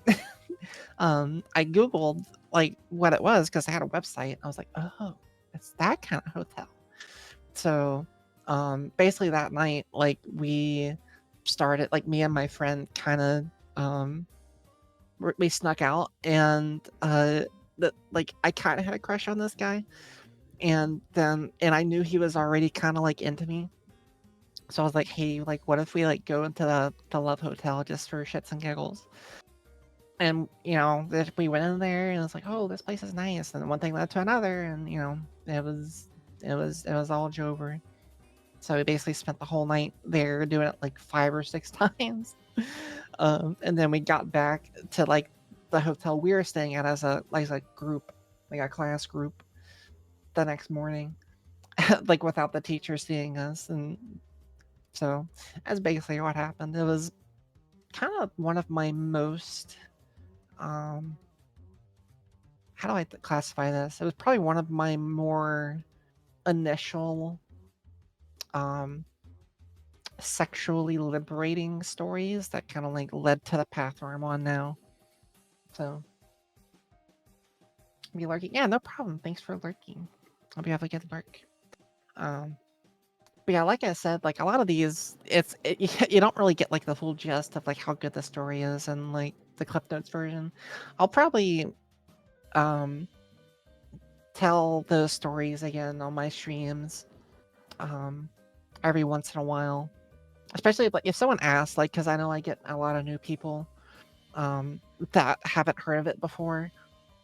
So if someone like asks, like, hey, like I'm new here, I haven't heard about this story, like 9 times out of 10 I'd be happy to tell it. So welcome back. All right, what? Oh, I just went over like the Cliff Notes version of the Japan trip. Okay. Basically just saying like I'm totally fine with like telling the full story on my stream, like if someone asks. So Yeah, because I know that you've told it in the past on your stream. Yeah, I got that one. I got the professor story. There's probably a couple more stories I can tell that I haven't told before, but I'd have to like take some time to like kind of compile the information in my head so Yeah, it comes out tangible, because those are the only two that I know about. Because you shared it in Maya's on the professor story, and then yours was Japan trip. I should have asked this honestly near the beginning, but we got tangented. But how did you actually come up with the name for Rhea Aitken? So this is actually my third iteration of my username. My first one was Moonman Clint. And What? Moonman Clint, and Okay. I just like the name Clint, and then once I kind of realized that I didn't identify as a man anymore, it felt weird having a man in my name, so I changed it to, I think it was Suki, Tsuki. Okay. And then after a while, I felt weird because I'm not from that culture, so it felt weird using a name from that culture. I didn't want to like, what's the word? Appropriate. Yeah, I didn't want to appropriate. So after like a year of that, I changed it to Rhea. And that's where I am now. Okay. So. I wasn't sure if like if there was like a particular reason, or if it was just a name that you thought sounded nice. I mean, part of my lore, which like I don't go into a lot. I should probably like I go into it every time I have like a debut stream. I kind of talk about it. But like my lore is that I live in the Aitken crater on the moon. Which like the Aitken Okay. crater is like one of the biggest craters on the moon. Mm-hmm. And so that's like my last name, and then Rhea is it's just a nice one syllable name, and it's also the name of a moon. And yeah. So that's pretty nice. It's not Much like a less lot of thought. embarrassing than mine. Oh, but wait, what do you mean? So Nasu exists because I needed a color-related name. Because Nasu was originally created for a friend's Ruby fanfic. Oh, I see. So, I needed a color-related name, and then I was like, oh yeah, I'll also do this, because it fits like a bit of a theming kind of deal, and it's technically the last name should be Amaya, if I were to translate it like properly. Mhm. And Tebber gives me shit for this because Amaya is like specifically the rain at night. So technically, if I were to do the 2-part Oshi mark like a lot of people do, it would be the eggplant and the sweat drops. Hell yeah, let's go. So wait, so Nasu is the color? Nasu is eggplant, hence all the eggplant theming. Oh, it's like a It's like Japanese is for it like, eggplant. oh, I see. I get it now. I get it. Yeah, so technically speaking, my Oshi mark should be exclusive to Blue Twitch. I love it. Also, I love the implications of like the eggplant look with the hoodie and then the white on top. I mean, if I didn't have the hair wings and like the freaking swoop that goes off to the side, I would have fallen into the silhouette trap due to how my hair is. Yeah. Yeah, I was just thinking that. Which I think it's Lily that pointed out the hair trap with 90% of VTubers that have long hair. Where, hey, you silhouette, oh, I'm a dick. Yeah. Yep. That's like one of my that's one of the things because like I'm coming up with my 2.0 outfit slash model right now. And that's like one because I was starting to think like should I do because I have kind of like medium hair right now. I was like, should I do long hair or short hair? And every single time, I think I was talking to Matcha about this, and I was asking them like, what about this hairstyle? What about this one? And they're like, yep, that looks like a dick. Yep, that's a penis. That's phallic. I'm like, fuck it. I'm just gonna get short hair. I was getting like 2B hair from Automata or something. I don't know. And secretly, everyone in both the chats, secretly, that's when the actual nude base exists. That's why we mentioned Blue Twitch earlier. I'm totally not talking out my ass right now. I don't know, actually. I haven't gotten spoiled on the 2.0. If I'm to be 100% honest. It's still in its brainstorm, like, concept creation stage right now. So, I think it should be, I think we should have like a full, like, reference model by the end of the year, I think. Ooh, nice. But I'm freaking nervous for my idea for my anniversary. Because since I realized how big of a project the original idea I had for Halloween was going to be, I pushed it off because I'm like, that's a whole new model, not an outfit. So it's going to be interesting. Is like your hair like did you pick long hair for any particular reason? Like do you have long hair in real life or? Yeah, I have long hair in real life. Nice. I modeled Nasu a bit close to like me, aside from obviously, you know, not white hair, not purple eyes. I am pale as fuck. I do wear glasses, freaking. My hair on my model is a little longer than it is in real life, especially since I like trimmed it a little bit to get rid of split ends recently. But it does reach my ass, so not Nice. not too far off. Nice. Yeah, I think when I started making this model, my hair was about this long, and then I slowly just started learning that I liked having long hair. So, Yeah. but I am a ginger, so I don't look anything like my model. Well, I mean, I kind of do, I guess, like facial structure, I guess. But as far as like hair and stuff goes, like no, I do a lot of those pit crew things, like VTuber model versus IRL things. Like I do those a lot, and people are always surprised. So Always find it a little amusing when people like are constantly like, I'm a VTuber because of privacy, blah blah blah, and then the VTuber versus IRL comes out and they're like, real life face, let's go. It's like,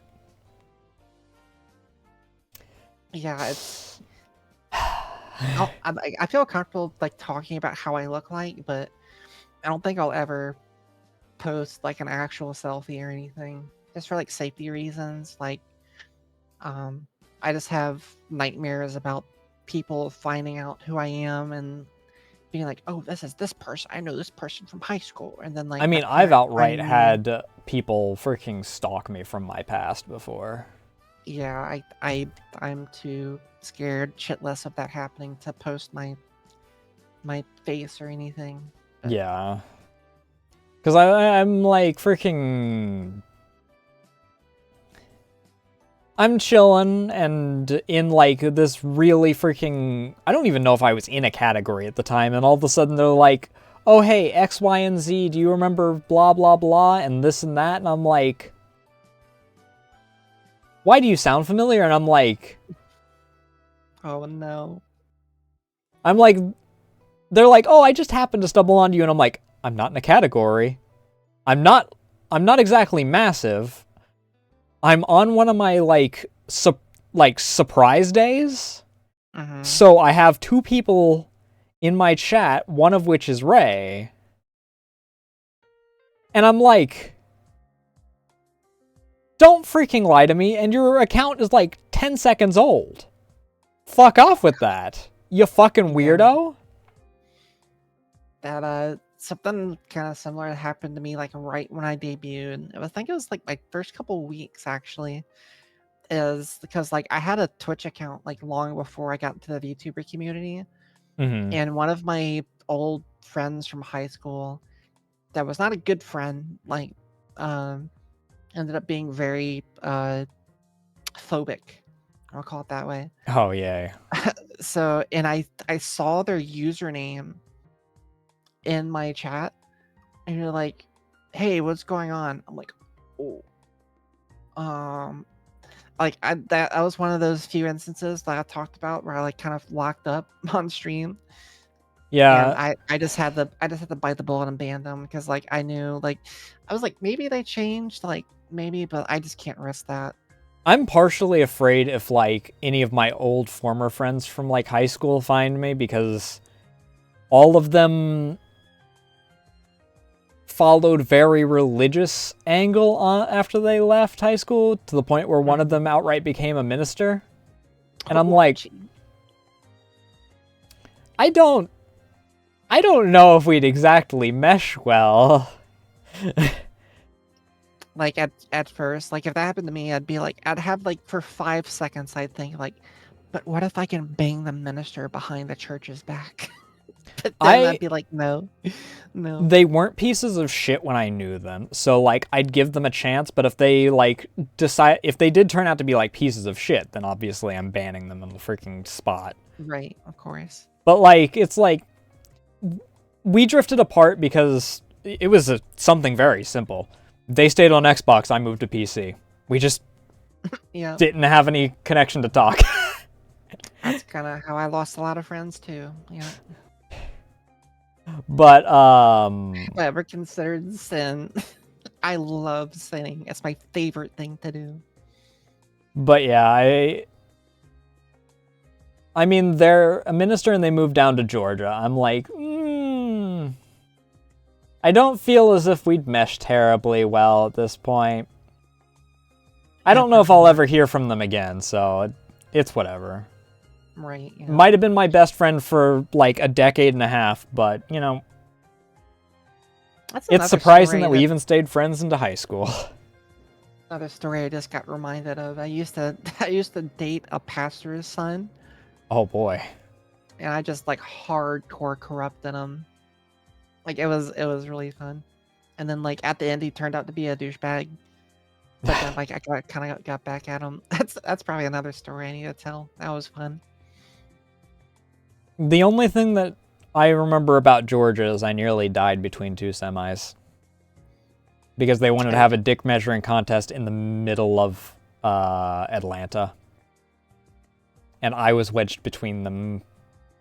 Jesus. Hey Tiny, how you Georgia has doing really tonight? nice peaches. Good peaches, good barbecue. Well, yeah. Doesn't Georgia have a nice beach too? I can't remember. Yeah, I think Georgia peaches.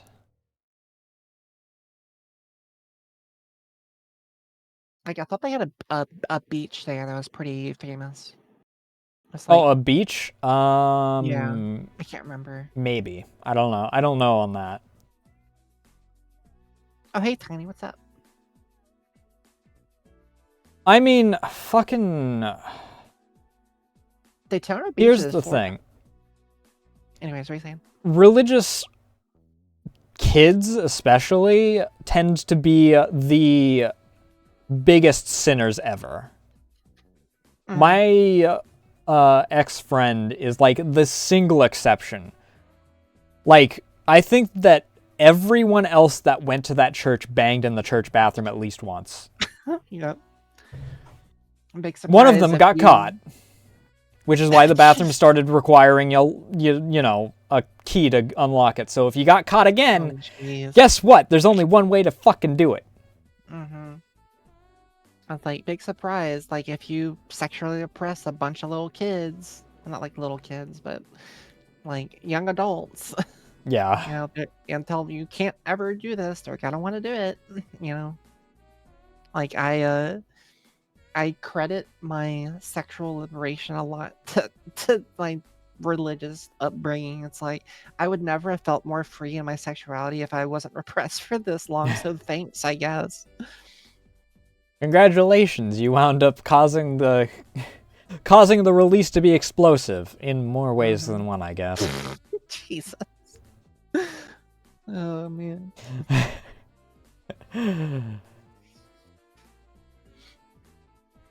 But yeah, freaking, it's weird how like consistent that is. Yeah, I mean it's just psychology. You tell someone not to do something enough, it's gonna just make them more curious, especially if it's just don't do this or this will happen and then you never see that thing happening. So you're like, well, why are they telling me to do this thing when nothing bad is happening? If you have sex They're before doing you're that. married, your dick will fall off. Oh my Meanwhile, all the eggs sitting there secretly. Huh, that actually doesn't sound too bad. And then there's a life hack I found. It's like you can just never get married. You don't have to worry about it. You know? I mean, we freaking comment about this kind of stuff all the time, that I am legally a bastard. Because I was conceived out of wedlock. I attended my own parents' wedding. That's awesome. That's something not a lot of people get to see. I mean, like, in today's day and age, like, who cares? Like, I don't know. I feel like if you care that much about it, then, like, I don't know. Like, having kids out of wedlock is, like, kind of normal now. Yeah. Like, I don't know. I guess it's, like, it's the thing with, like, if you don't, like, socially ostracize people and make it a crime to do it like they did, like, 200 years ago, like, surprise, people are gonna, you know, realize it's kind of normal. I mean, that's the interesting thing. Like, if we go, statistically speaking, out of everyone I know one person that's had a successful marriage that's had kids. Mm-hmm. I know over like 10 that yeah. are in the opposite direction. One of Yep. which is my brother. Yep.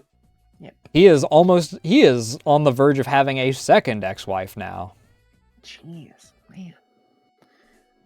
That's why, like, me and Rumi have talked a lot, and like neither one of us really want to get married. Like, we kind of like talked about it at first when we first met. He really wanted to get married, but then like, I think the more I started to rub off on him, like in Ha! more ways than one.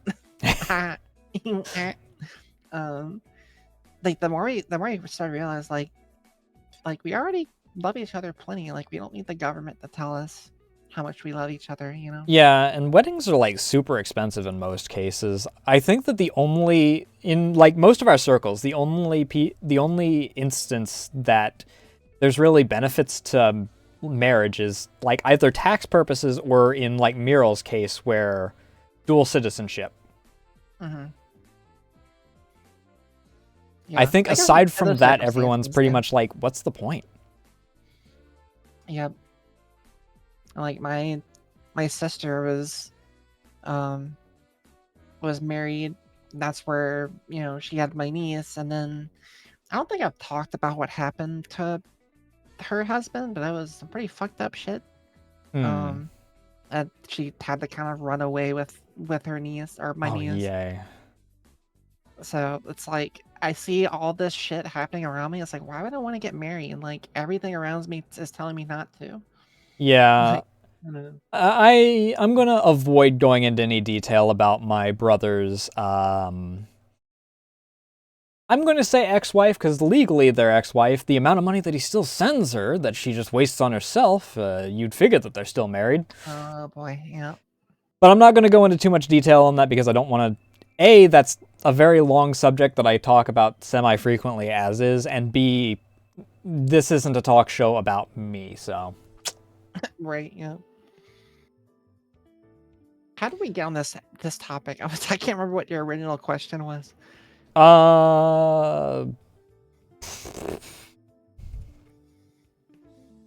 It was a tangent upon tangent upon tangent. Like, Yeah. part of it was related to IRL people knowing. I didn't even ask the question of do IRL people know about your VTubing and streaming, because I was going to say, well, this question's technically already been answered because your therapist does, and apparently, like, some other people do. I wouldn't even say that guy that I was talking about. I wouldn't even say he like figured out who I was, but I don't know. The only two people that like know about me is my sister. Well, three technically. My sister, my niece, and my therapist. That's like the only three. Oh yeah, I guess Rumi, so four. Yeah. I mean, I guess there's like, I don't know if you know Muriel like IRL or anything, because I know that Muriel's like met Sarah IRL and whatnot, but I know that you guys are close, so technically you met each other through streaming, so like if you considered that like, I don't know. Yeah, I haven't met Muriel IRL. It is hard for me to meet up with people IRL just because of my job. Yeah. And also, I live very far away from where most people in this community also live, so. I mean, Sarah winds up meeting a lot of the people because she's in the same like field as Pahi, where she works conventions, so she winds up just showing up at them.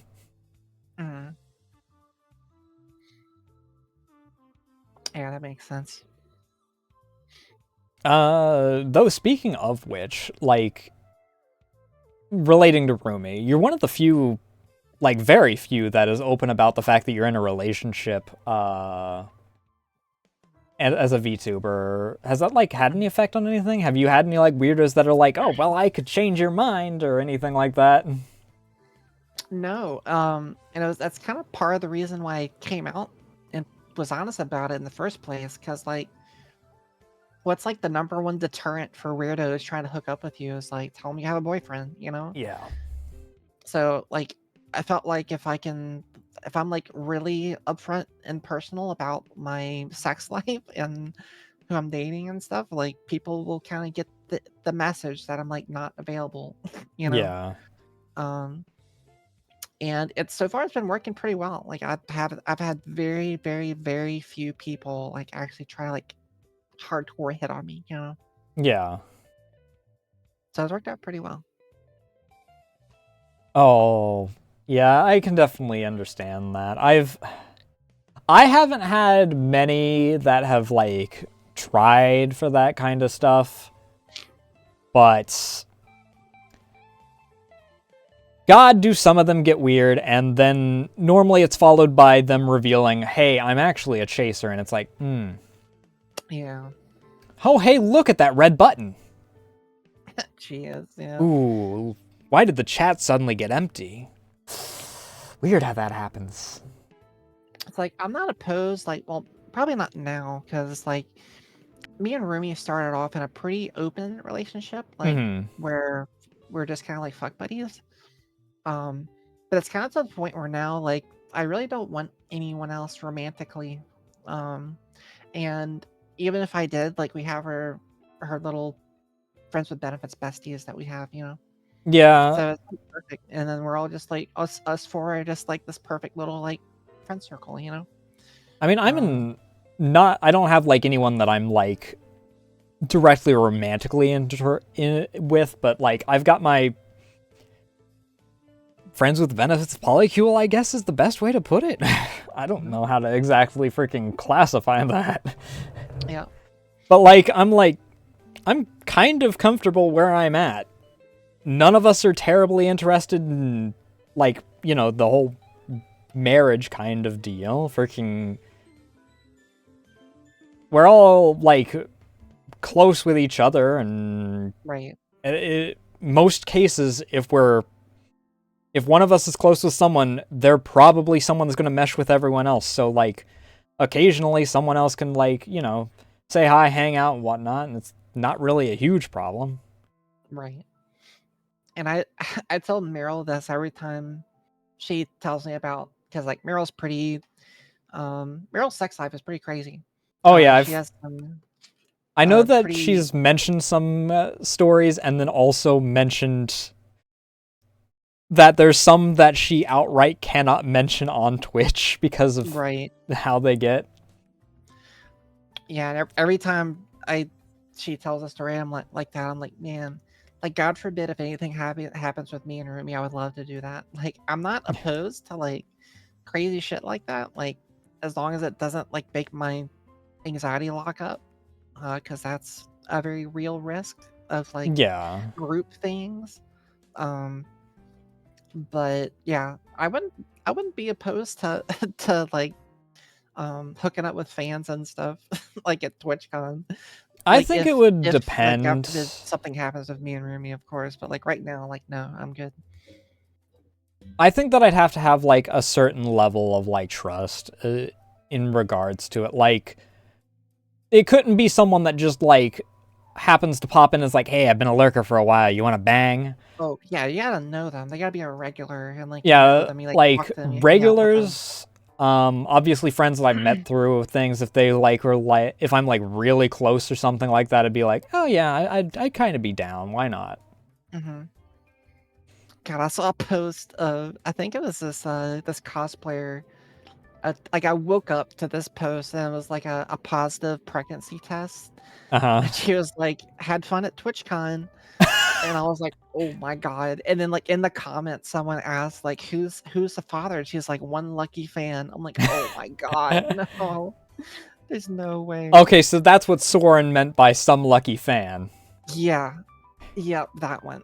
That's what they were talking about. I'm guessing either I missed that because of my lack of Twitter recently, or you mentioned that on stream or something recently as well. I don't think I mentioned on stream. I want to see, like, I can't remember who it was. Oh, whoa. Because I had to remove Twitter from my phone because it was the reason my phone was overheating and nearly exploding. Oh, God. Like, to the point where even, like, boot cycling it didn't fix it, so I removed Twitter from it. Which I really have an issue with because Blue Sky now, since Ohio does its thing, I'm mutuals with a lot of people that do a lot of horny art.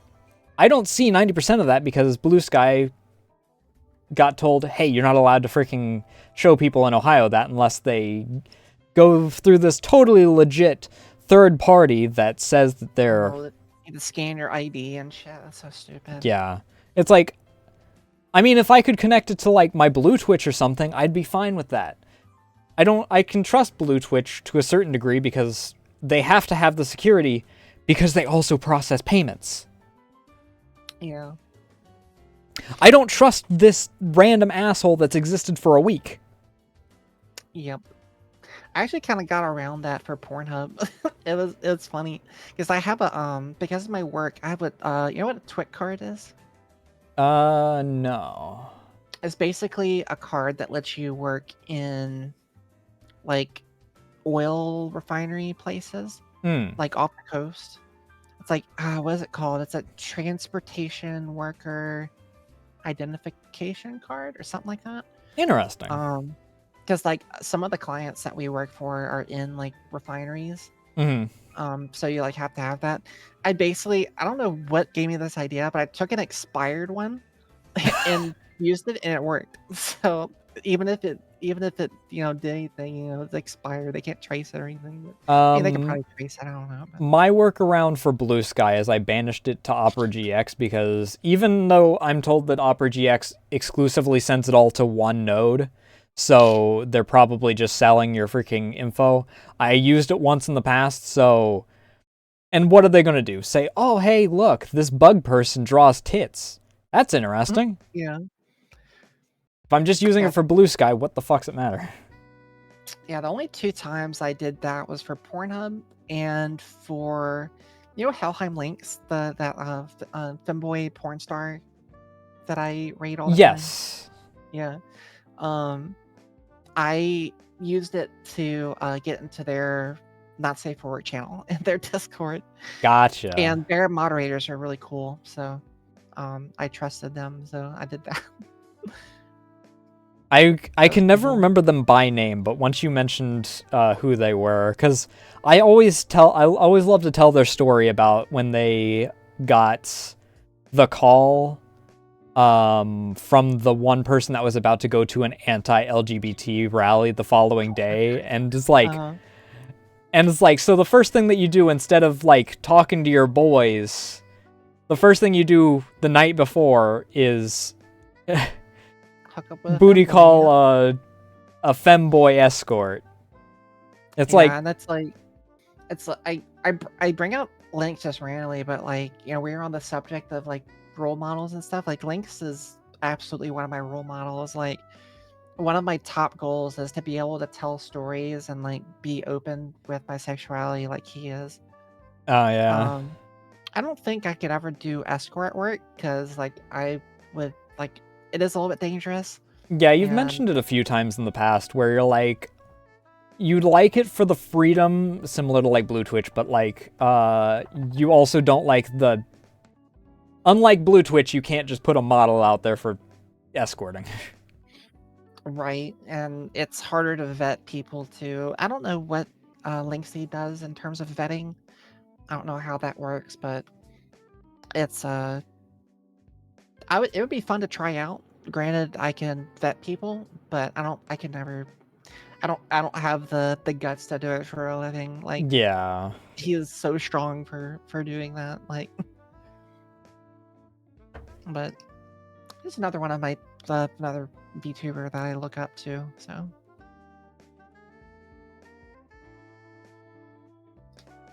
it's a interesting like group and whatnot, and it's like, how do I exactly put this?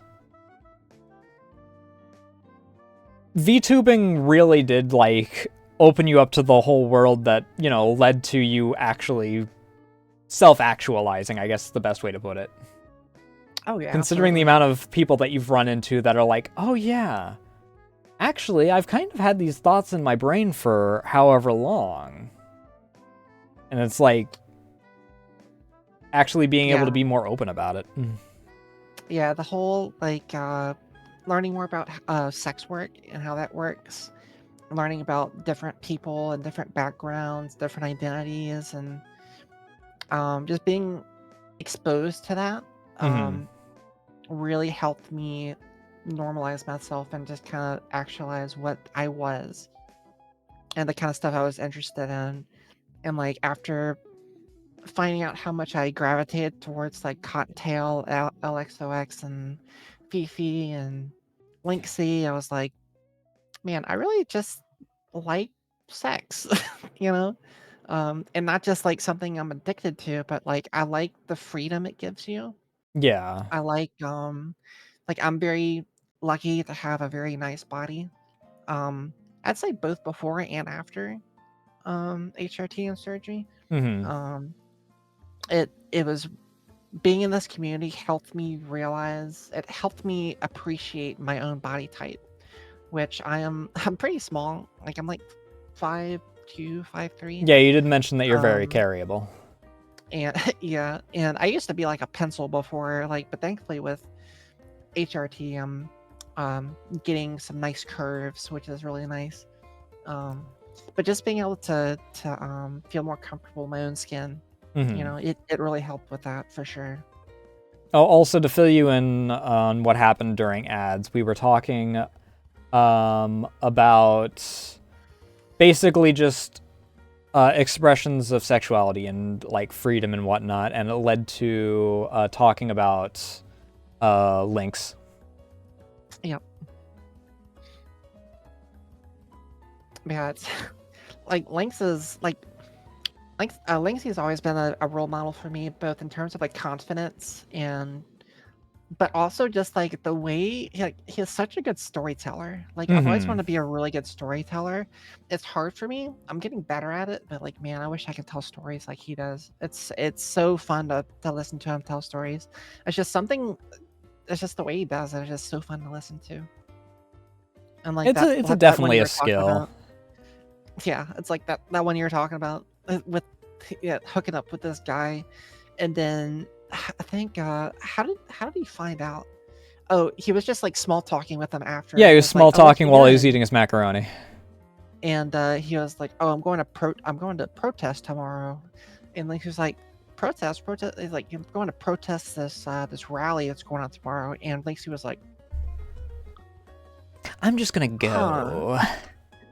And I, huh." I absolutely loved the way that he freaking put the inflection on that. I'm just gonna go. I'm just gonna go. Yeah, it's crazy. But yeah, that goes back to telling you, like, you live your whole life being sexually repressed, like, you know, you're just gonna end Yeah. up doing that thing more.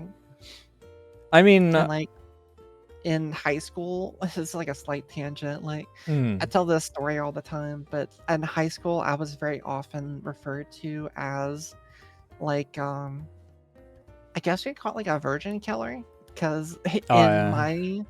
in my high school, there was a lot of people like me who were very oppressed, and a lot of times what happens in private and oftentimes religious schools is that it makes a lot of people in the closet.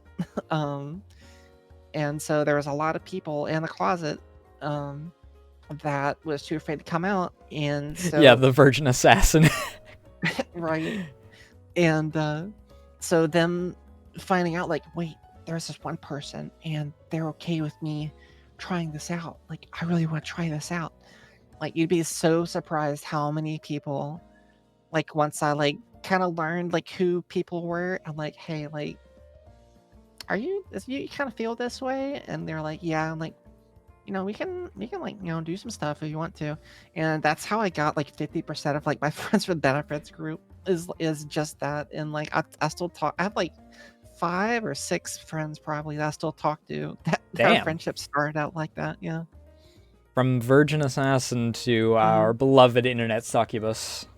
Yep. Yep. It is sweet and also sad. It's sad how people get repressed like that, but you know. It's nice though that like you were able to ironically enough, like you talk about how all these people helped you become more true with yourself, but like you in a way have helped them become more true to themselves as well. I guess so. It's weird how it's like a cycle. Yeah. It's weird how that works. It's a thing with anxiety is you can be outwardly very confident and you can even help people be less anxious, but that has nothing to do with how you handle your anxiety. It can be night and day difference between what you look like and what you feel on the inside. I mean, it's the duality that happens a lot. Like, we didn't have that at our school. We had one person who is actually related to the aforementioned friend that now lives in Georgia. But he was like known as the sex god or fucking whatever. He knew how to get any girl because he just knew the right way to freaking talk to him and whatnot. And it's like, hyper virgin, never even had a girlfriend. Yeah. It's like, he could get any. It's like I say, where I'd make a good manager, but I can't implement it freaking for the life of me, kind of deal. It's like, Yeah, exactly. he can tell anyone else how to do it, but then the social anxiety gets the better of him, and he's just like, I don't want to go any further than just friends. It's fine. Yeah. You'd be surprised how many gateways open up when you just make a few girlfriends in school. It's like, find that one group of girls that gossips a lot and befriend them, and you will open up so many doors. It's crazy. Front doors, back doors, the drill. Yep.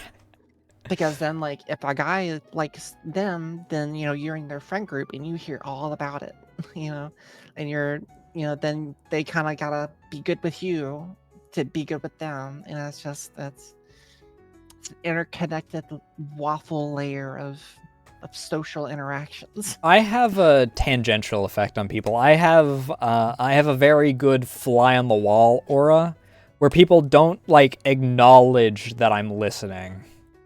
They'll just casually talk about whatever as if I'm not even there, which is, I used to get into knowing way too much about some people in the job that I used to have, working in like shows and whatnot. I'd know like, hey, I'm not bringing this person, or this person back next year because they did this, and this, and I don't like that and that and that in particular. You, Nasu, never say a word about what you just heard here. However, I'm the only person, like, I was a year one kind of. I was just brought on that year as far as like actual paid work goes. Technically, I should have been paid like the previous year that I had done work for them, but like, none of us were paid for that because it was a shit location. But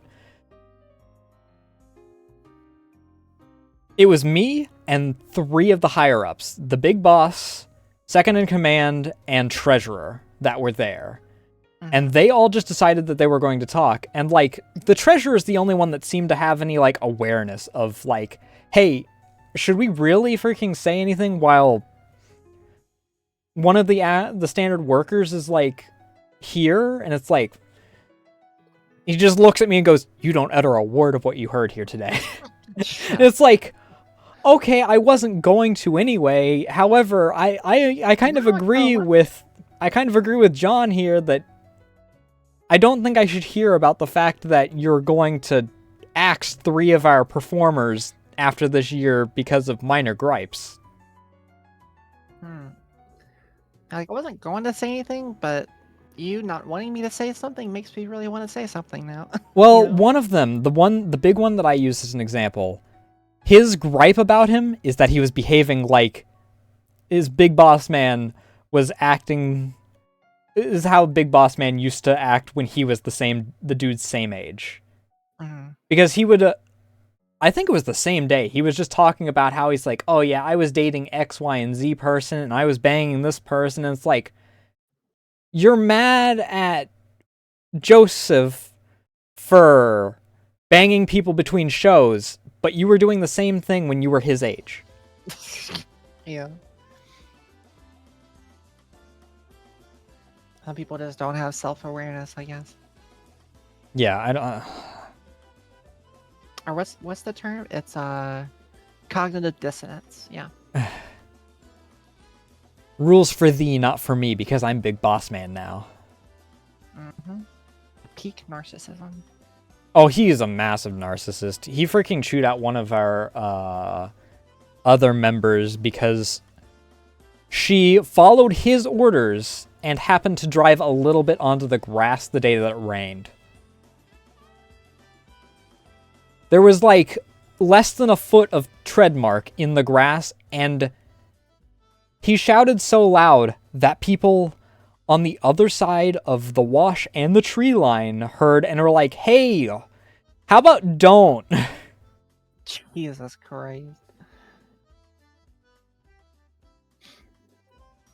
And she like freaking spent the next hour crying, and the rest of us were late because she was the one that was doing all of our freaking costume setup. So like 3 people were late for opening ceremony because she couldn't freaking take care of their hair through the freaking tears because she had just gotten chewed out because she made one simple mistake. God, that's the worst. But yeah, freaking... Yeah, Soren's right. It's like, especially with like the quiet people, you never know what people are carrying with them. Just the second you make someone feel safe, like all of a sudden it just like comes out. Like you'd be so surprised. In more ways than one in the freaking topical portion of that. Oh my God. Stop it. Stop. What do you mean? Oh, We just called you the internet succubus. Why am I the one that's freaking apparently freaking crossing a line? And I don't know, there's 2 different stops. There's stop. Stop it. Stop it. Stop. And then there's stop. Yeah. So. But nah, yeah. I just like giving people shit. Freaking Archie learned full well freaking how much I'll freaking wind up teasing. Especially when chat gets involved. Yeah, I'm pretty I'm pretty bad at teasing. I would say I'm pretty gullible most of the time. And it's one of those things that's like maybe not a lot of people go through this, but like if you're kind of gullible and you kind of live your life under a rock, whenever people are like teasing you, oftentimes, or like specifically with me, I don't typically know what they're talking about 100% of the time. I don't know what they're referencing. So like when people are like messing with me, I'm like, what do you mean? What's going on? It just like makes someone to do it more. I think that you like also don't give yourself enough credit in like one aspect. I think that you're very good at subconsciously like feeding into what your chat wants to a certain degree. Really? I think that you do actually really well, like especially in like the teasing like we were topically talking about. Like you'll like breadcrumb it a little bit and like, you know, keep them coming back for more and like feeding into it like unintentionally, which is good, like to naturally do it as like a performer, right? Yeah, because I was gonna say, like, I'm gonna be honest, I really don't do that intentionally at all. Like, I don't like not to say that like breadcrumbing people is bad. Like, I get it. Like, you know, it's fun to do that, but I never do that. Like it's just organic for me. I mean, that's why I said breadcrumbing rather than leading them on, because it's not like you're going, if you keep up in chat, then you might get a little something. And it's like, you don't do that. You freaking, like, you'll wind up freaking, like, leaning into it accidentally or something like that just due to the way your personality is. At a certain point, I cannot hide myself. I cannot hide who I am. But it's good, especially, like, for the type of streamer you are, right? Like, the sort of sex positive, wanting to, like, use it as a exposure therapy kind of deal. Like, leaning into it and having your chat, like, know... And you also do rather well. There are obviously some instances where, from certain perspectives, it gets a little, like, too far, but, like... For the most part, you do, like, really well at also, like, setting your boundaries as well, which is, like, something that I think that people that do it actively rather than passively don't wind up doing properly. Like, I know one or two people that lean into chats, like, outright fetish content, to be honest, in one case that I'm going, and they don't set up the boundaries. So they're like, I have 60 people DMing me right now, and it's like, that's because you don't set up the boundaries. You, however, since it's like natural and comes out naturally, you wind up doing well at also saying, hey, this is a little too far, because you don't say it out loud. You subconsciously will like just stop. Yeah, and like I got really lucky with my community. Like I don't think there's anyone in my community I would be afraid of taking things too far. And typically the ones there are don't last very long anyway. Yeah. I mean, like, I don't know if I've outright mentioned by name the people that I point out, like, in regards to people that are in portions of our community that definitely take things too far. Mhm. But I think that you know at least one of them by name, because I freaking know that I brought them up at one point when we didn't have a D&D campaign or a session. Yeah, there's a few people I had to kind of deal with off stream. I think there was only one instance where it got like bad, where I had to like actually like message people and be like, we need to like come up with a solution for this. But I know that for the way back when. I mean, it was also before you like became very open. You outright had an announcement in the middle of your stream saying, "Hey, we definitely need to set these boundaries because some of you are going a little too far with this." yeah, it's that was a long time ago. I'm surprised you remember that. Yeah, because that was still before you even had current design. It was during Power Wash stream. I believe you were doing one of the Back to the Future ones. Right. Because ironically, I think that was also the same stream that you originally told the Japan story. Yeah, I think it was so long ago, but if I had to remember, I think it was something about how people were oh yeah, I remember now. A lot of people were play flirting, which I'm totally fine with, like play flirting. It's flattering and I do like it. Mm-hmm. And it does feel great because it's, you know, a lot of it's complimentary. Yeah. But there's a line when people actually start being like, oh yeah, I want to get your number and I want to go to your place and let's bang. Yeah, when they cross the once you're line like, from just like, you know, a little back and forth to I'm parasocial. yeah, once you cross a social line to say like I want to take this IRL, that's like too far for me. Yeah. And I think there's a couple people who are kind of both doing either doing that or implying it, and I just kind of had to like stop and be like, I'm not cool with this. Just kind of take it easy. I mean, that's like the example that I normally give as far as like the how bad the parasocialism can get if you don't nip it in the bud. Like, you know that I've mentioned that one example where the individual asked for someone's home address live on stream. And it's like, how is this person not gone? I don't care if they freaking spent $2,000 on you. That's crosses the line. Yeah. Yeah. Like, I outright mentioned them in the video that I made about like how bad parasocialism can get. Yeah. Thankfully, like I said, like my community is awesome. I got very lucky with my community. I've almost never had to police them like very hard at all. Like for the most part, like they kind of get my point. Like I guess like I never really do this consciously, but most of the time when I need to tell people to chill out, I very rarely try to make it like a very serious thing because I don't want to like kill the vibe or anything. Yeah. I always like try to use language that gets the message across without killing the mood. Being like, like I don't know, you can probably find someone else for that, or yeah, I'm probably, you know, there's probably a lot of other people out there that would be cool with that, you know, something like that to kind of redirect those comments off of yourself.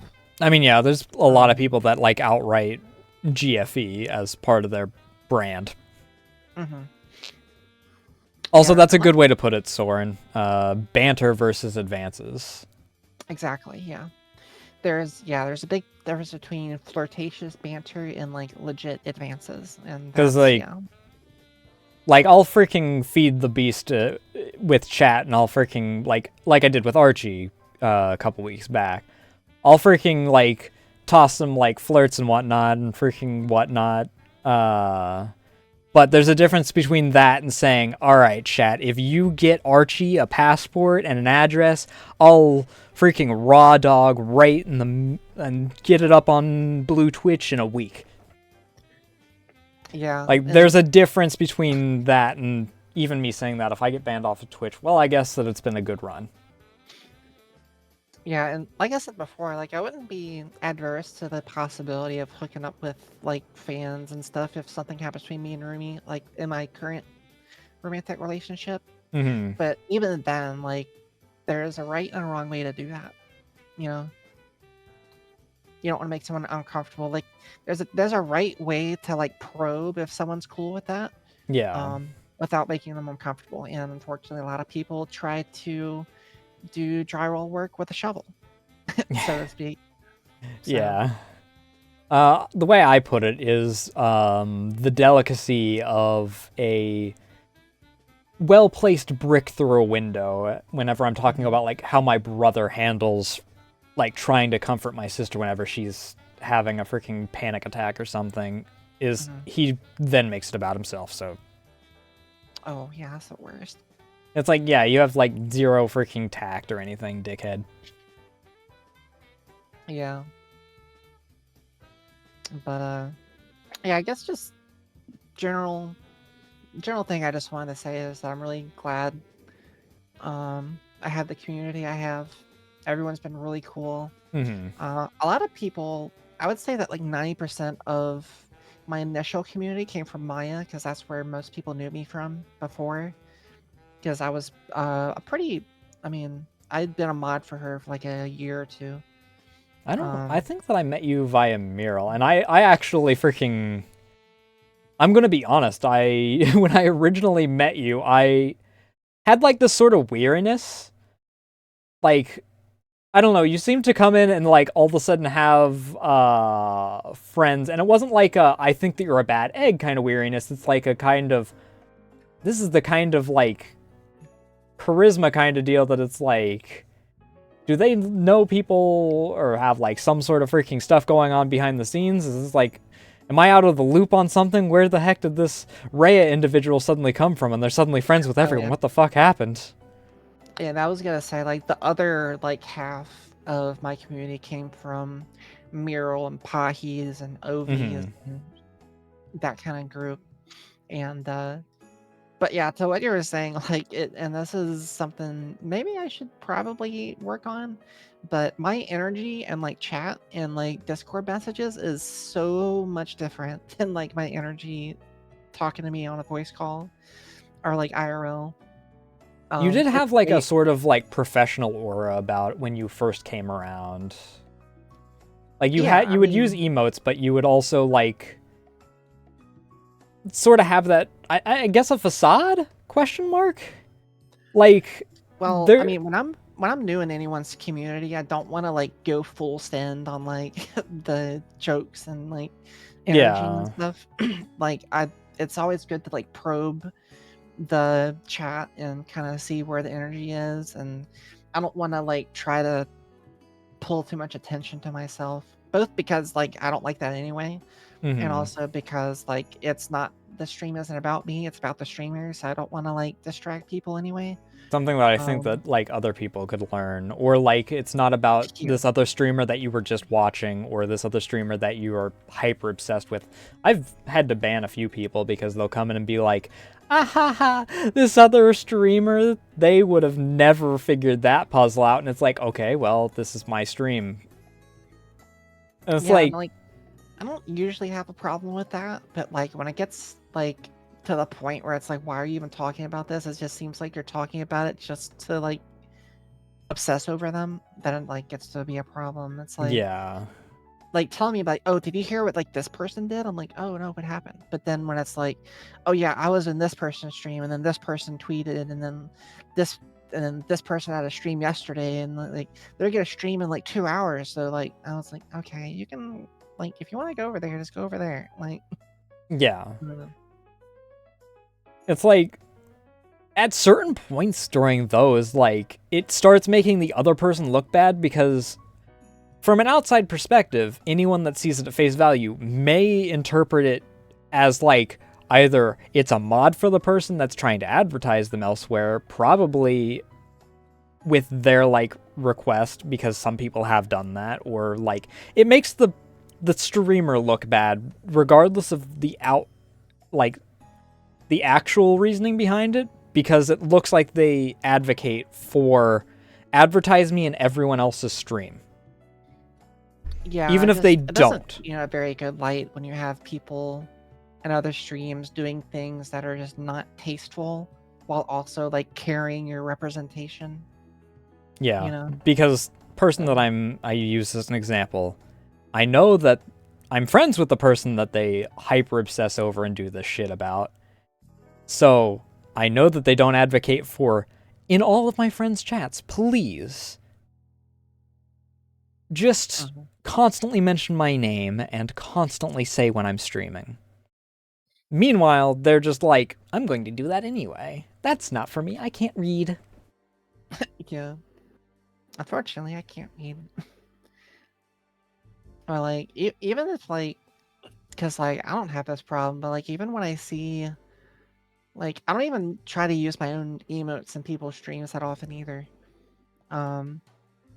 Just because like I don't want to make it appear that like I'm trying to like show off my emotes or like plug like, hey, like if you go over here, you can have these emotes. You know what I mean? I'm sure like there's like a degree of that's like healthy, but for me it depends. I'll obviously use my wave as like a, introduction unless I have a gift to that specific person in their wave. And then maybe I'll use Comfy or Slain as like an accent for depending on how the topic is, if I'm directly being talked to, which is normally only after raids. Aside from that, I tend to not, unless it's like obviously using, it's not my emotes. I normally use Naro's dance emote or whatever dance emotes I have if like, music is going on. Mm-hmm. Yeah, that makes sense.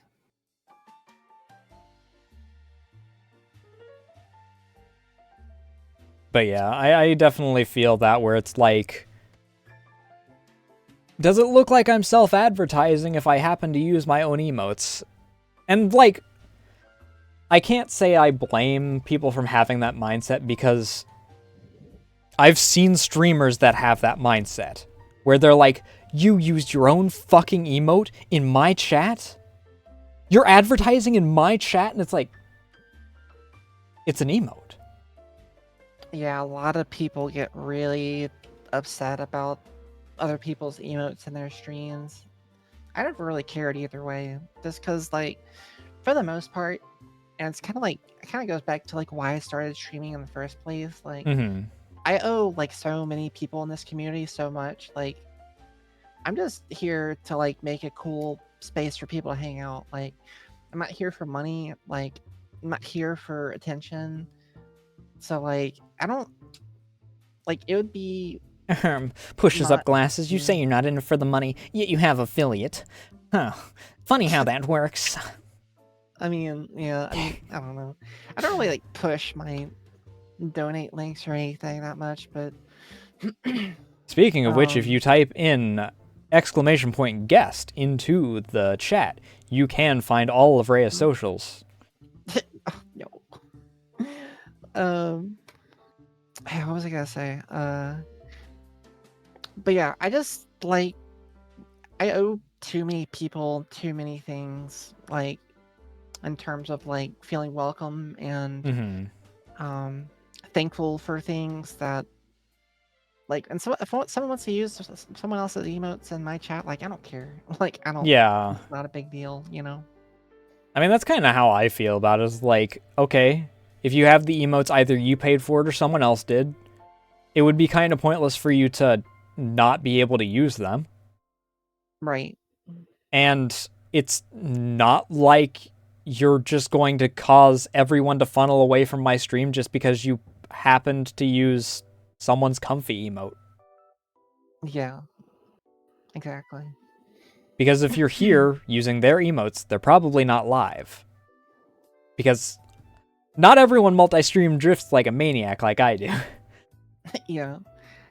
And it's like I used to watch so many streams and stuff like that. Like it's hard nowadays just because like now that I like especially now that I stream, but also because of work, like I'll almost have no time to like sit and watch people's streams. Like I can watch like maybe like one stream max per day, and that like already takes up so much of my free time. Because like Yeah. I get home from work around like 4 in the afternoon, and then I have stream in like 4 hours. So I only have so much time, you know. Yeah, I wind up multi-stream drifting because if someone winds up going into ad or someone starts talking about something that I'm not really all that interested in, then I'll freaking hop over into someone else's stream to something that I'm like listening to while I'm working on whatever I'm working on. Right. That's why I was it's always in Trevor's stream yesterday with Sonic Racing while I was doing Power Wash. It's like Power Wash is perfect when you have like podcast noise in the background. Or like you just have people talking and it's just like so I don't know, for me it's so soothing to like listen to people talk while you're like your motor skills are busy with something else. Yeah. But like my main thing is whenever I'm doing art, and then I have to find something where it's not like heavily visual is the thing. So a lot of videos I don't wind up doing despite them sitting around because it's like, so here's this, and then they start drawing on the whiteboard, and it's like, well, I need to, hello?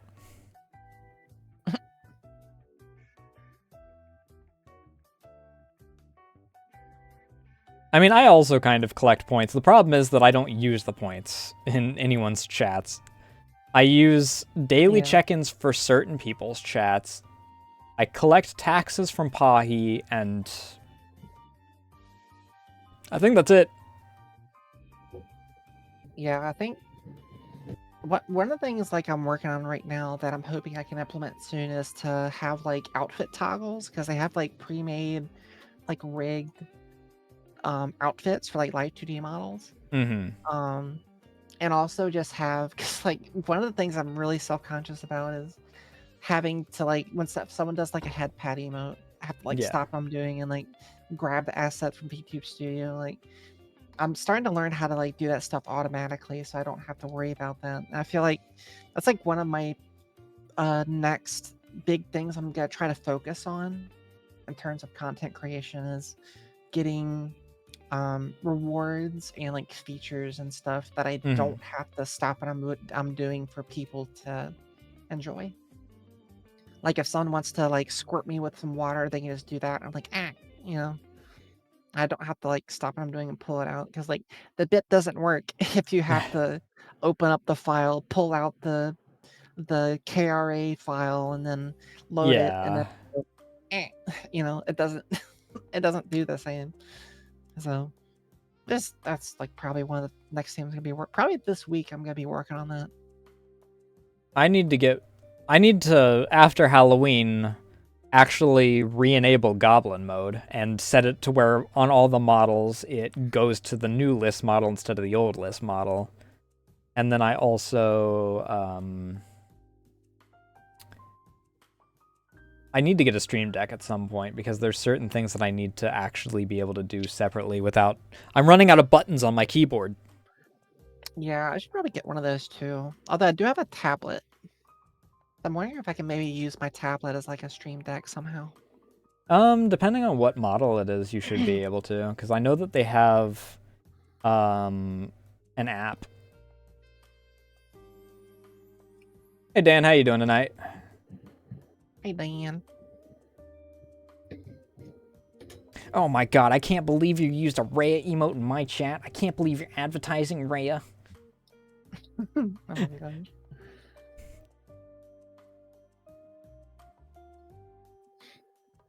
But yeah, it's just One of the things I was very open and upfront with from the Why'd beginning you add is an that S there, Soren? what? Slays monsters. Oh, okay. One of the things I've been very upfront and honest about from Mhm. day one is that I am really bad with computers and technology. in Oh general. yeah. It is. I had to get like 3 different people to teach me how the YouTube Studio works. And so like stuff like that. I guess I just want to let people know that like just I don't have a lot of like fancy bells and whistles and stuff. It's not because I don't want to. It's just because I have no idea how to do it. I need to like learn. And I'm like I mean, my every big day I'm learning thing, new stuff. my big So thing when it comes to like building a model is I don't wind up making toggles because I'm like, I'm never gonna use this. mhm. Like I even on the models that I currently have, I have like the big one that it is especially now that I use V-Bridger for shrink the eyes. I almost Oh, never that's a use good this one. now. That's a good one. I really want to get one of the like if I get a for my 2.0 model, I'll probably get one of those ones where it's like the big white circles, like confused face. Oh yeah. Like, huh, you know? I have toggles now though. Very nice toggles.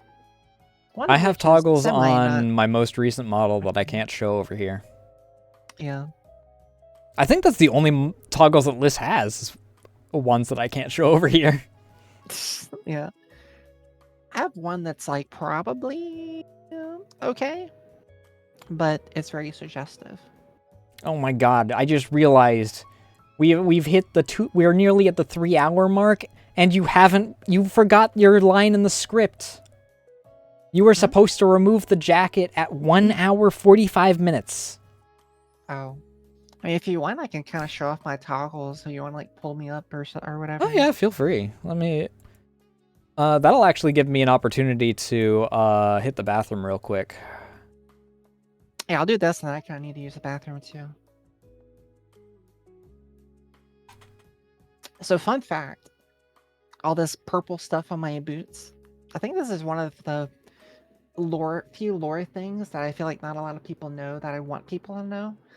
It's non-Newtonian fluid, and because I'm in space and I'm on like a spaceship, I can like control it to like have like steps that I can like push myself off of in zero gravity. It's one of because Maya came up with this idea to have like stuff like that, and it just slaps. It was a really awesome idea from her. But yeah, I have wings because I'm a Tressum.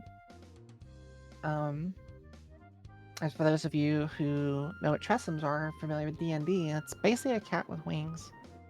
That's me. Oh, that says I'm looking. You can hit the toggle. I'll hit it. Okay. And then I can take my jacket off like this, which is pretty nice. Sometimes I have a toggle for it, but I never really like have it on. Sometimes I'm just like in the middle, like I'll just do this straight with my jacket off today. And then I have pout emote.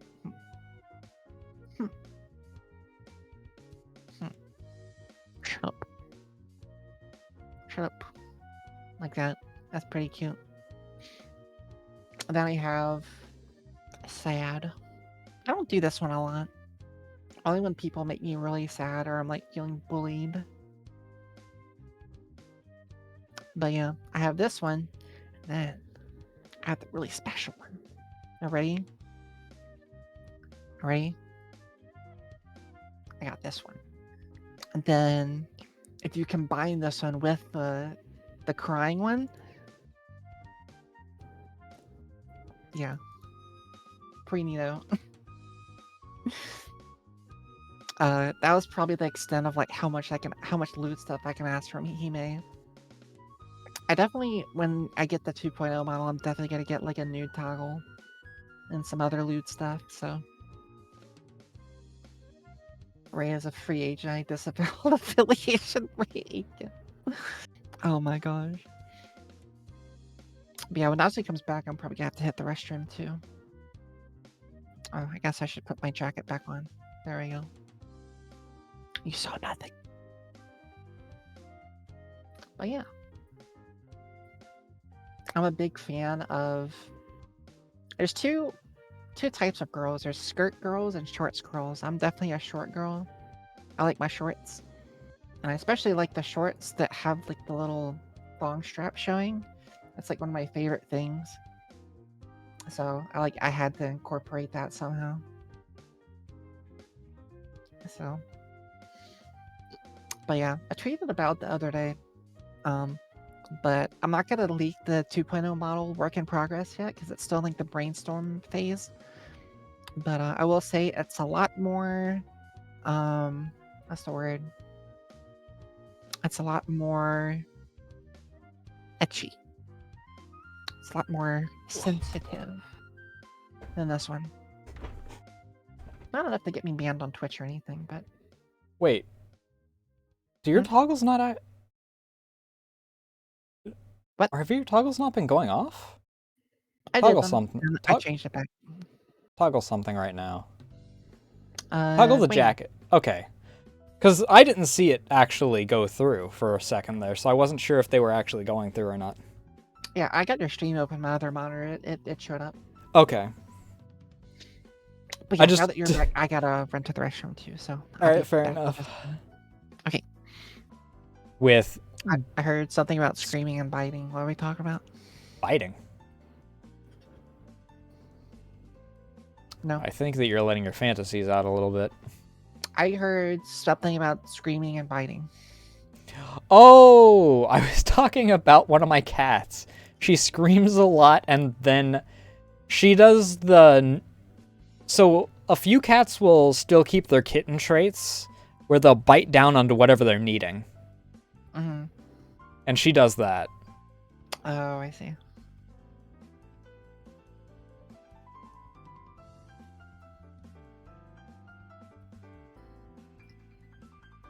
But we were talking about cats because Rito decided that she wanted attention. How many cats do you have? That are exclusively mine, or how many do we have on the property? It's like on the property. Let's see here. Got the girls, their mother, Punk, Little One, the boys, Nugget, Shadow, Crumble now, Creamsicle, who may be pregnant. God damn.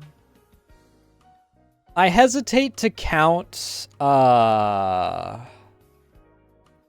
Rocket because he doesn't really get close to anyone, but he's technically been on the property enough that he could technically be counted.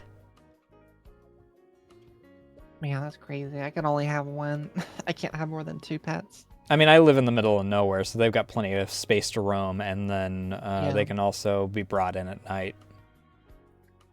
I've talked about this a lot, but I've had the worst luck with cats and cat owners.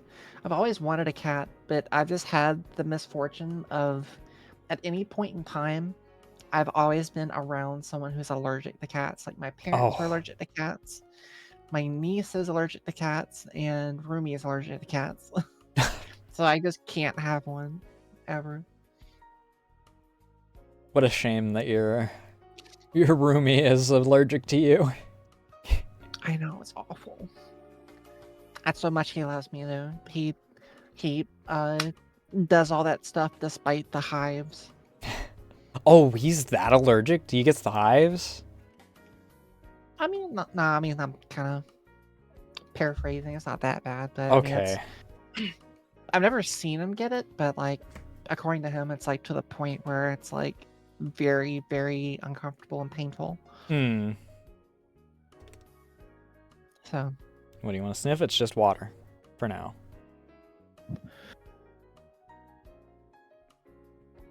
But yeah, either that or she's very, very fat. But she's like If she is fat, she's got fat deposits in really weird spots for it to be fat. It's not like around the arms or anything. It's like exclusive around her middle. Hopefully it's not like a that's not like just getting overweight, huh? Like no, it's like I said, the fat deposits aren't proper for it to be fat, which is why we think she's pregnant. If it's anything if it's not her being pregnant, God, I doubt that it's worms, because where it's normal for kittens to like get that bloated whenever they have worms. If I don't feel as if she would be moving around as well as she does if she had enough worms for it to be that bad. Yeah, I hope not. That'd be awful. That bad of worms, yeah, that'd be awful. Because she's probably one of the largest cats we have, and like it's like noticeable.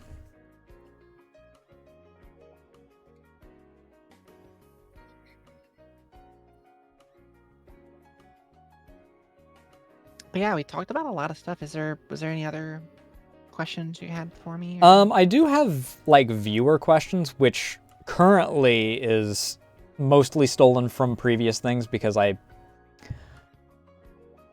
didn't advertise for people to bring in more questions like off the bat.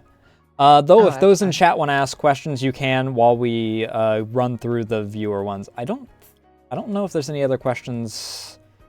Let's see here. That one, we've done that one. That one we've done. Hey, thanks for the follow, Dan. It's the relationship one, parasocialism. How'd you get into it, which you've described you via HoloLive and whatnot. Ironically, like 3 of these wound up being answered in like the same timeline of events because it also led into the hey, and thanks for the follow, Soren. Exact entry point into the circle. Murals help with the self-discovery. Social anxiety.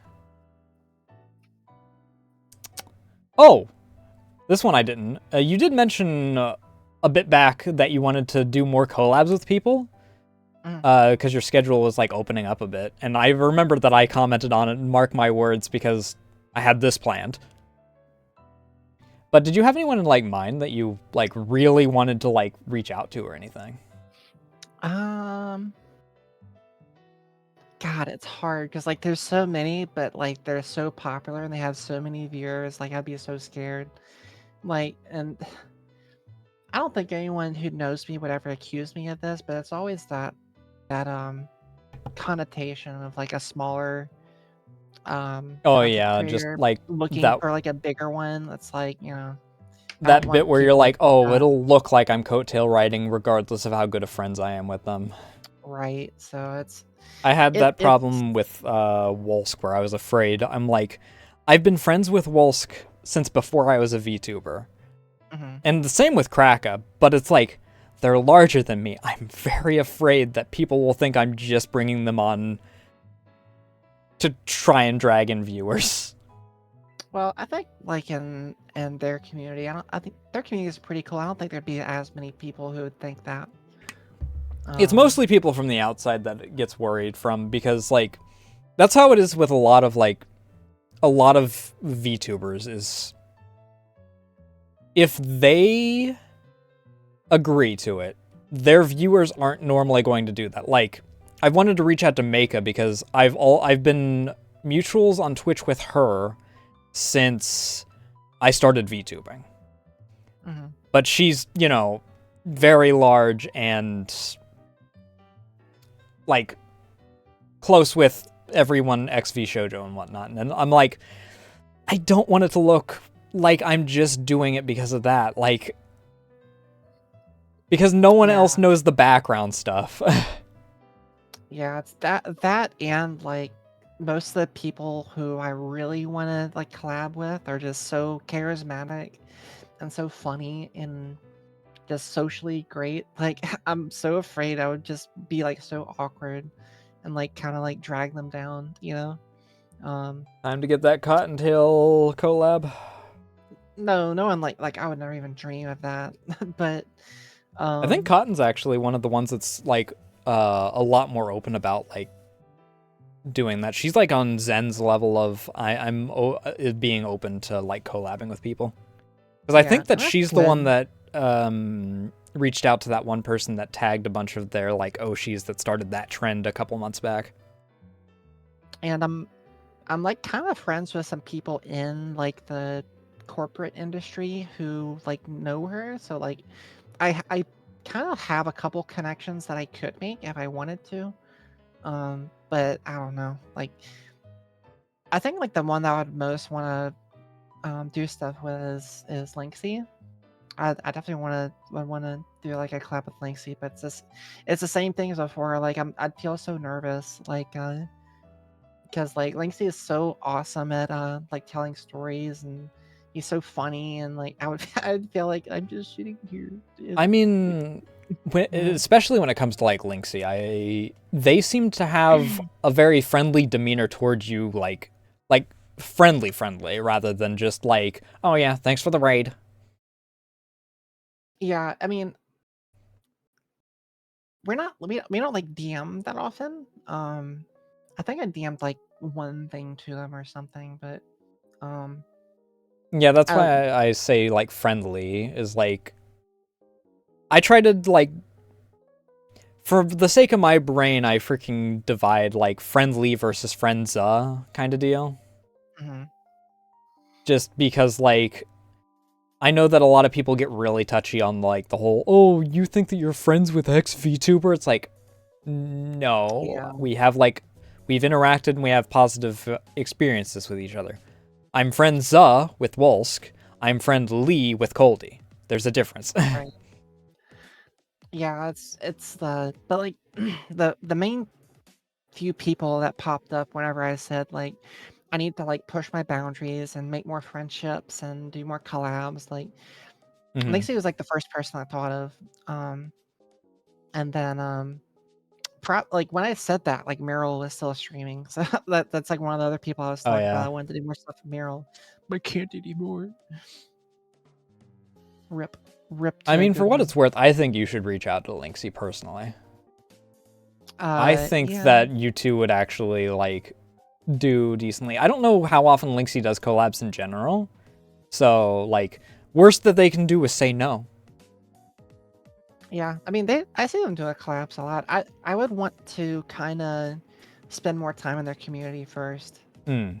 before doing that, because I want to, like I said before, like I want to probe their energy. I want to like kind of probe their community, kind of like get their vibe Hmm. before I even think about doing anything like that.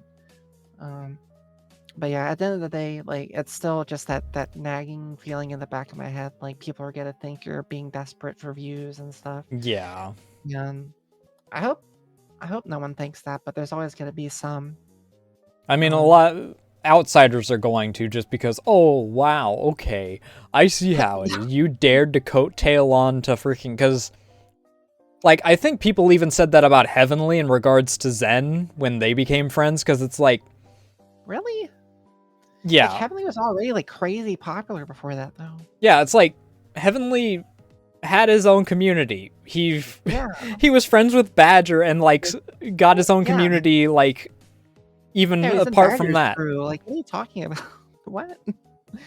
I don't know. He didn't I mean, sure, maybe he like gained people because he has charisma that he might not have met if he hadn't become friends with Zen. But saying that he just became friends with Zen to get to her viewers is stupid. Like what people don't realize is that Heavenly he lurks in so many streams you would never imagine. I've seen Heavenly in my streams. I've seen Heavenly in Haruka's streams.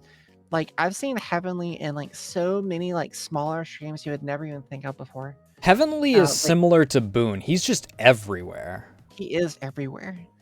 So it's like it people don't realize that like it when he's like trying to like make connections with people, it's because he actually like is connected with people. Like he spends time in this community. Like he does his hours, you know? because it's not him he's just like coming in and just be like, we are friends now. yeah, because he's like friends with Rhea. He's Mhm. friends with, I think he's friends. I know that they're at least friendly with each other with Mocha. Obviously all the XV Shoujo girls. Fleshy and Egg, he's friends with them, and Boone. And it's a web that just keeps constantly expanding from like each of those directions. Yeah. Heavenly Also, is got a lot of charisma and he's friends with a lot of people is the point. yeah. Also, Obi, no, please don't do that. I would die from embarrassment. Please don't. But yeah. Also, I advise against doing that because if you do that, it puts people on the spot, and normally that's a good way to make it to where they blacklist on that kind of stuff. Oh yeah. I mean, that goes without saying. Yeah. I mean, that's like I know that I you're don't think. joking, but it is something that I should mention for like anyone that watches in the future. Right. Exactly. Don't try and just freaking put streamers on the spot when you're rating in from other people. Yeah. Exactly. Exactly. But blacklists aren't real, right? But I guess that kind of answers your question. I guess so. If I had to like list 3, and like this isn't me saying like I want to like climb the ladder, so to speak. It's just like people I Hey really Bill, want how to you get doing to know. tonight? It's like people I want to get to know better. Is Linksy. Well, I guess back then it would be Meryl. Um, but I guess maybe like Clover and Ricky. Oh, and Teeny. Teeny Tanuki. I don't know if you know her. The name Nothing rings a really. bell. She's I've rated her a few times, but she has That's that new probably how golf I know her top then. model. Yeah, I really like Teeny just because she has a lot of similar vibes to me, like pretty chill and quiet and just silly and funny at the same time. Like I feel like I would really enjoy getting to know her a lot more. So, but that being said, like not at the expense of anyone's comfort or anything. Like you gotta probe their community first, and they Yeah. gotta make sure they're open to that and make sure they're not uncomfortable with it. So And yeah, I know you were joking, Tiny. But I feel like anytime that there's an opportunity to like mention for the posterity of like any comments, take an opportunity to do a little education based off of a thing that comes up. yeah. Yeah, I don't think anyone from my community would do something like that. Like seriously, like Oh yeah. most people from my community understand that that's kind of weird. Like make things super awkward. So Don't do the taboo things, community. yeah, but yeah, I would say those 3. But yeah, I definitely think that like reaching out at the very least. A lot of people advise like playing games or whatever, like reaching out to play games like behind the scenes, like regardless. And if they decide that they want to collab then like feel free, kind of deal. If you're too Yeah, nervous to go, like, hey, do you want to collab? Blah blah blah. that's a good idea. Yeah, just kind of like yeah, I know what you mean. Yeah, it's at the same time though, like I don't want to like even just like inviting to play games with like I would want to spend more time in their streams and just be more present. Hmm. Um, I'm just I'm just saying don't freaking overthink and like worry yourself kind of deal, don't because I know overthink. how you are. I wish I could not overthink. I know you do. Because Mhm. I've seen your evolution in like D&D and whatnot as you've started actually stopping overthinking about, oh, what if everyone thinks that I'm cringe for playing my character as my character? Yeah. I'm kind of starting to like. At first, I thought that my character was just gonna be like me. Now I'm starting to kind of realize that like my character is just like an airheaded kind of kind of valley girl with cat ears, basically. So, but yeah, I'm being trans and you can't stop me. Oh my Hey, can't God. go wrong with that.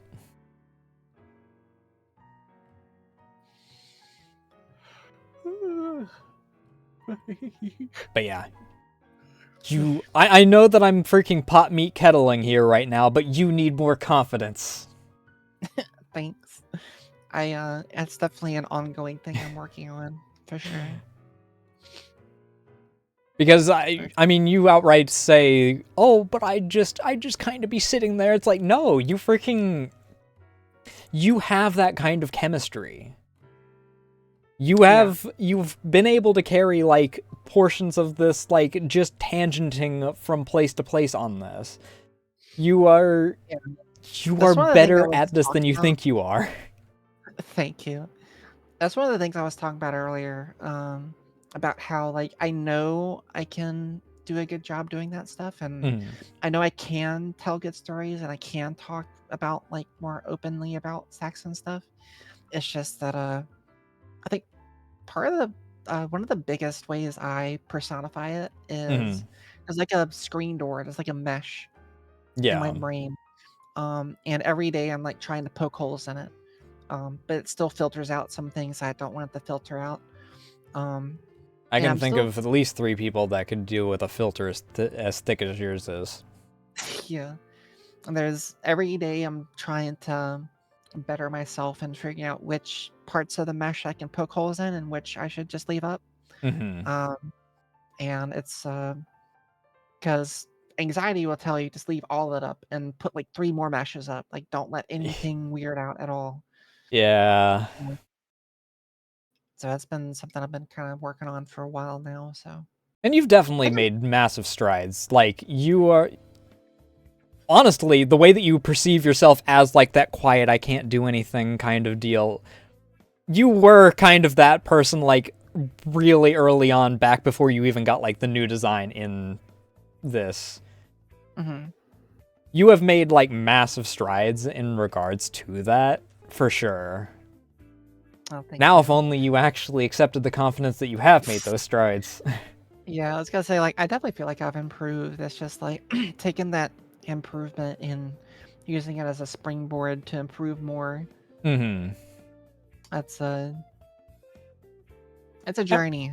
I mean, yeah, it's entertainment is a skill, despite what like everyone says. Everyone's like, "Oh, it's a talent. You got to freaking already start off with the ability to draw 17 feet in order to be able to draw the rest of the body, and you've got to be able to yap about freaking your favorite book in order to be able to yap about what you had for breakfast, blah blah blah." And it's like,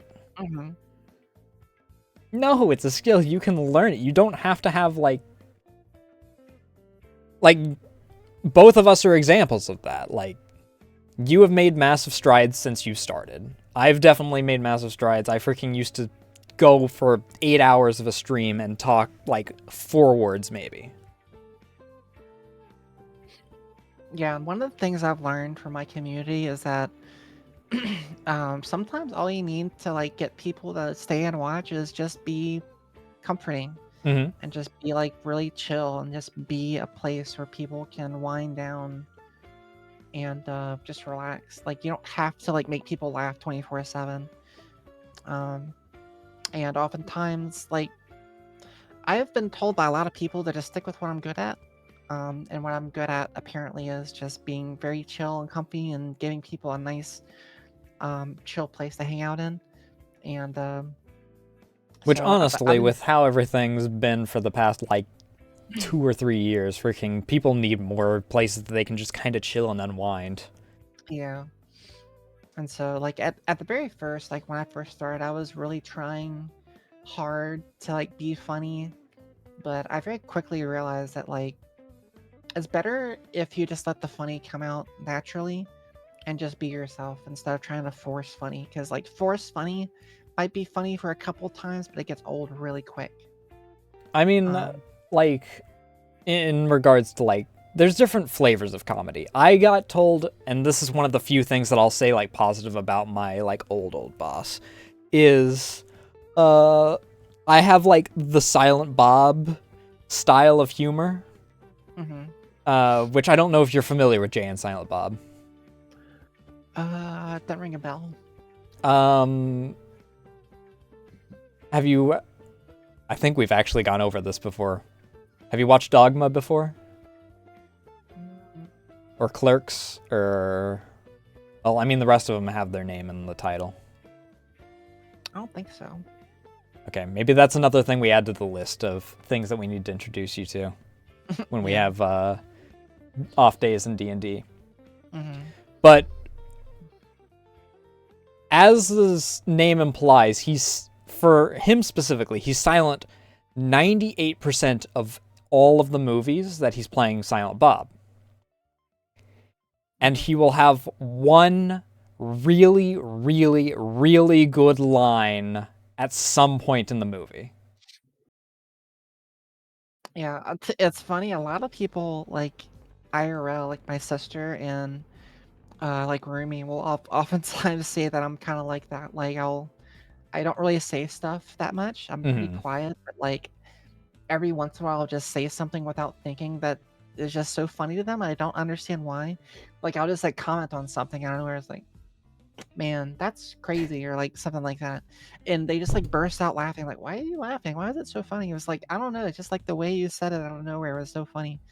So apparently, like, according to my quote unquote family, well, my sister and like my and Rumi, I guess I'm kind of like that. Like, I don't know if I've done that on stream before, because like I guess being on stream, you can't really like be silent 98% of the time, so it doesn't really work. Yeah. So, I mean, I have a bit of a oh my god. I have a bit of a modular type. Also, before I go off into that, so I apologize if anyone has heard this already, but if you keep preaching acceptance and then shame someone for being cringe, you're never going to feel safe, is something that I think a lot of people could actually learn from, because Christ knows that freaking once a week on Twitter, you'll see someone go, that's all happy, good, freaking, oh my god, I really wish that you guys, like, were really able to accept yourselves and, like, really reach out of your eggs and whatnot, and out of your freaking boxes. Yeah. And then the next day, they're like, you furries, scum, inhuman scum. Like, whoa. Like, okay. Yeah. Oh, you actually enjoy that shit game? It's like... There's some points where I like kind of shit on stuff too hard. I need to kind of like dial it down. Like the new Pokemon game, like I've been kind of shitting on it a little bit. I need to like calm down because I know a lot of people like it, and they're probably already so used to people shitting on it. So they like me shitting on it just doesn't help at all. I have a way that I do it. I'll shit on the thing itself, but I won't shit on someone for enjoying it. Like, Bill was here earlier. I was talking about, like, bad games versus games that people like, because Legendary is a game that I absolutely love. It is objectively a bad game. It killed the studio that made it. I consider Citizen Sleeper a bad game. Someone is very vocal about how much they hate me saying that. That none of us talk to anymore, and therefore I will not name. And then I talked about How to Survive 2, the only game from the completion project that I've never actually finished because it was so bad from my perspective. Bill was talking about how he loves the game. I'm like, yeah, that's fine. I think that people should be more accepting of actually, like, enjoying, if they enjoy games, even if other people think they're bad. Yeah, I mean, feels like kind of common sense, but you'd be so surprised at how many people just take it way too far. Yeah. I mean, the aforementioned person, like, outright stopped being friends with me because I've had 3 people that have done that, where I'm like, where I say that a game's bad, and they are so dedicated to defending multi-million-dollar company that they're like, well, I'm not friends with you anymore. Yeah. Yeah. I forget where I was before I tangented off on that. Well, I Um, think the main oh, question was just like, asking for collabs and stuff, and then it was no, I was talking about, I was going to say that I am a bit modular, which you kind of are as well to a certain degree, because depending on who you're with, you also, like, as you get the vibe of the person a little bit more, you tend to, like, pick and choose, like, subconsciously different parts that you, like, bring out. Which, like, I'm more in the chill vibes kind of thing for most of my streams, but then when I'm with Tebra and whatnot, we freaking wind up entering a more chaos kind of phase depending on what game we're playing. yeah, it's also just like, how well you know a person. Like you're gonna be more open and like what I was saying, like that mesh that I have. Like Mm-hmm. my mesh lets more stuff through if I'm like really close to the person I'm talking to, like my sister and roomie. Or Mural. I Uh, know that you, like, have been more open, like, when you've done streams with Mural. right. Yeah, exactly. Go figure, one of the Yeah. people that got you out of your egg is a person that you're very comfortable with. Whew. My egg hatcher. My egg incubator. Surprise of the century. Person that you were comfortable enough for one of the, like, biggest decisions of your life is someone you're comfortable with for casual things as well. Right? It's crazy. Stretch.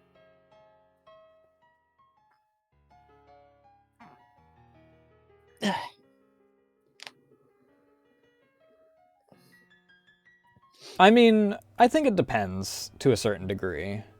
Like, I don't think that anyone's going to say that Castle Miner Z is, like, on par with Doom Eternal, for example. Because one's an indie game versus, like, AAA game kind of deal. I think that Yeah, I there's, mean, like, certain levels of it. I think that you can have, like, a normal talk.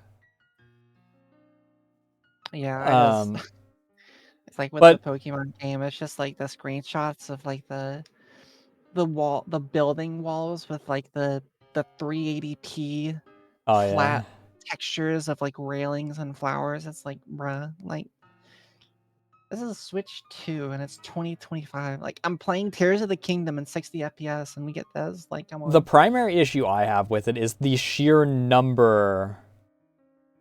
Yeah, I definitely agree that overhating's a problem.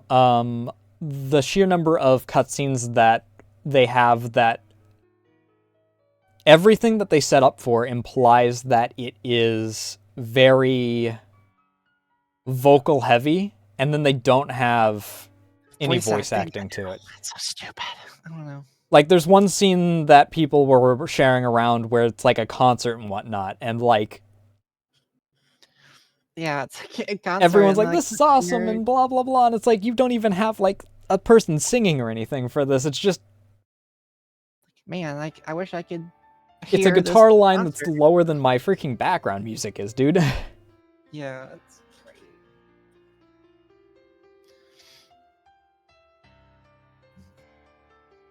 Yeah, were there any other theory questions or? Yeah, I hadn't actually got to the viewer questions.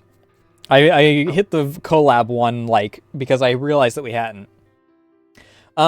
This is a really old one. I don't even know if you know exactly who Koei Tecmo is, but one of them is, which Koei Tecmo game would you like to play? Koei, I don't. What is that? That was a What? question that was originally asked to Kraka way back when, and the person had submitted it so many times afterward that I just made it a staple of, Koei Tecmo. Oh, they had Neo 3, Fatal Frame, Dynasty Warriors. I don't yeah. really play a lot of these games, honestly. If I had to guess based off of their roster, Atelier would probably be one of the games that you would probably most likely be. I've seen I've seen some people play that. It looks fun. It looks pretty story heavy. Hmm. Might be something I play off stream. I don't know if I would stream it. but like you probably don't have to ask very far to get all the games that people have been wanting me to play. Yeah. I think the game request list from Daniel's like 3 long now. Oh, also, since we are in viewer questions, anyone in chat that wants to ask questions is free to do so. I will get to them once I get the pre-game questions done here. And most of the rest of these, I think, showed up during Wolsks, which I thought were good questions, so I decided to keep. What is your favorite moment you've ever had on stream? Oh, favorite moment on stream. I think my funnest time that I had was when, I wouldn't say it's like a moment, but whenever me and Meryl were playing Galgun. That was. Oh, did you two really do Galgun? fun. I thought that only Meryl and Ovi did Galgun. I thought you two were doing. Or is it Gal Guardians, or it's like the it's like the spinoff or whatever. The one where I think you guys were using like paper weapons or something like that. Is it like Demon Gun? It's like the 2 girls that have like the weapons, and it's like a 2-player like 8-bit thing, like Castlevania side scroller. Yeah, Gal Guardian. Okay, yeah. Yeah. Those are really fun. Thank you, Dan. Oh, yeah, present Tuhu's to Rhea and have her pick a few. Do you know anything about Toho? Oh yeah, I played, the only Toho game I ever played was Misty's Izakaya. God, I haven't played it in so long. I probably forgot a lot of their names. I really liked oh god, I probably have to Google their name. Or you probably know. The drunkard Oni character. Suika. Blonde. Yeah, I like Suika a lot. Her outfit's actually what Liz is wearing for Halloween. Oh, nice. That should look awesome. And then it's like the other Oni blonde girl. It's like you would like be a Suika fan. It's like the other Oni blonde girl. It's like more like a little bit more like dominant, I guess. Yugi. Yeah, Yugi. I like Yugi too a lot. I like Chen a lot. Chen's a fan favorite. There is a few kind of off-kilter ones that I really ended up liking, but I can't remember their names. Do you remember descriptions? It's been so long. Ah, jeez.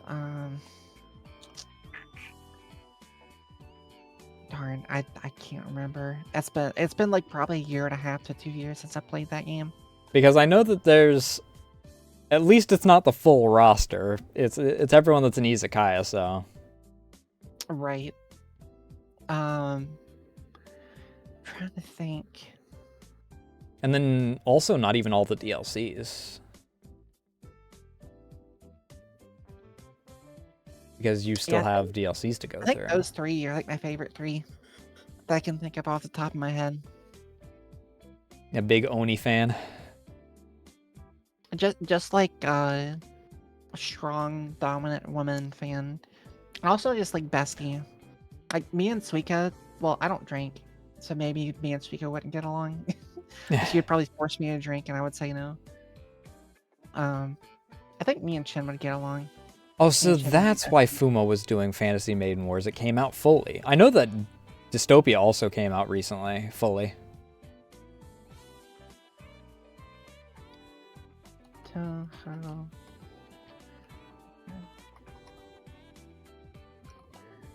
I'm just gonna scroll down the character list and see if there's anyone that catches my eye that I forgot about.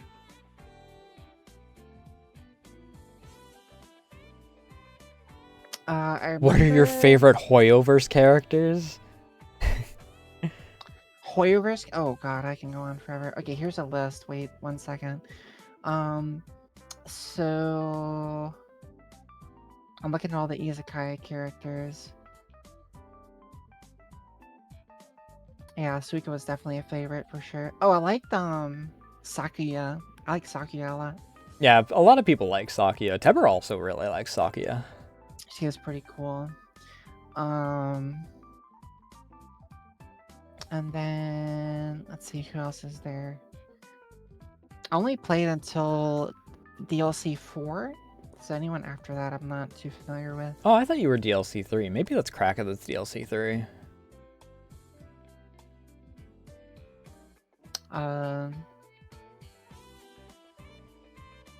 Oh, there's this one character. She has like bird wings. It's like, Aya probably. It's like I remember someone saying it's like nuclear bomb coated, or something crazy like that. Oku. Probably. I don't remember their name.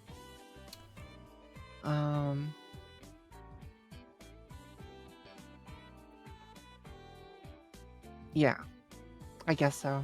I don't know. VTuber Hoyover stonks are in shambles? What happened there? Yeah, VTuber Hoyovers. Oh, I have no idea what that means. Hoyover's characters. Oh gosh, that's such a wide thing. I know that Sucrose and Pila were two of them because that's how you got me into Star Rail way back when. Yeah, Sucrose and Pila are definitely bestie status. I mainly play Zenless right now.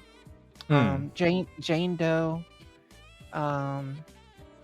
and Trigger are two of my favorites.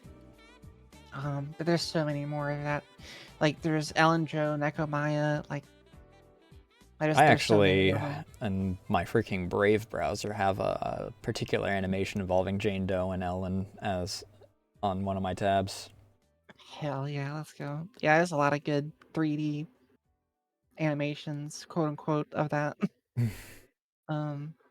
As far as Star Rail goes, yeah, Palo's a good one. I really like fuck. I don't really play Star Rail that much anymore except for the story. But Sparkle is a big favorite of mine. I like Sparkle.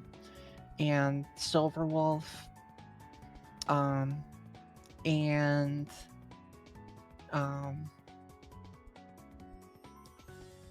who's the other like mommy character? Fuck, I don't know. That's not coming to mind, but yeah, those are my favorites off the top of my head. Here, Tiny, I'll give you the artist that you can search up.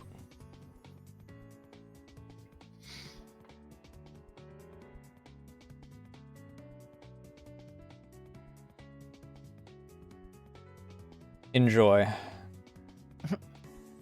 As mutual friends with survey for Hogwarts studies, right there. Oh yeah, that's a big talking point I can go on. That's kind of a complex situation. But I will say I don't like no. I shouldn't go. I shouldn't get into that drama. I really shouldn't. Yeah, probably for the best. Yeah. That's like I freaking, despite the fact that I on friendly terms with a drama that recently flared back up again recently, I don't talk about it. Yeah. Because I'm not reading 1,000 fucking pages. Anyway, next question on this roster is favorite community meme. Community meme. Like specifically in my community or just like in general? Both. Let's go with both. Specifically in my community,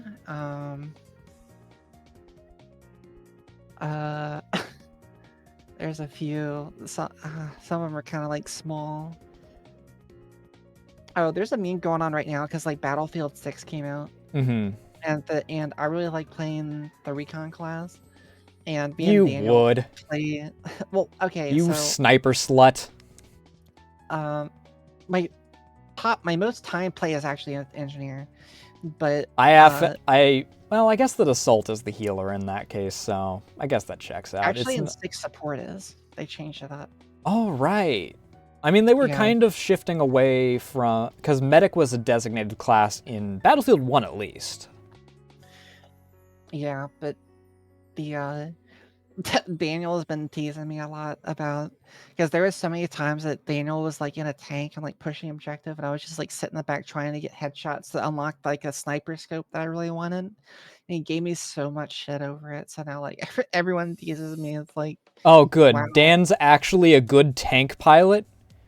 Dan, yeah, major props to you. Christ knows the number of games where I have lost my mind because tank pilots just want to sit in the back and snipe with their goddamn tanks. oh, you get a lot of kills that way. You don't take objectives that way. But Because they don't understand that freaking tanks are supposed to be support vehicles. right. But yeah, I'd say like because I just looked at my stats today, I'd say it's like 2/3 is engineer and 1/3 is recon. So, but yeah, he gave me so much shit over that. It was funny. But then I mean, heal sluts are for MMOs. Freaking sniper sluts are what are Battlefield because snipers are pillow princesses. They just sit back and then freaking let the points come onto them. well, before in like past games, what I'd do is I'd get like I play like aggressive recon, right? Mm-hmm. And like get really deep in enemy lines and plant the respawn beacon, like really deep, so we can like capture a point. But now the recon class doesn't have the respawn beacon anymore. Now it's the assault class that has it, so I can't play it. There's no real point in playing aggressive recon anymore. Yeah. So it's just like they ruined like my favorite playstyle, which sucks. But going back to memes, I guess like am I like general VTuber favorite memes? Gosh, it's gotta be bounce on it, Dio. It's a good one. all of Henya's corrupted phrases that she learned. Those are really funny. Freaking after she got exposed to Amma and Amma started corrupting her freaking vocabulary. Yeah, and then heavily just died inside because this Oshi is getting corrupted in front of his eyes. Tags. Yeah. You know what? Never mind. We're not going into those tags.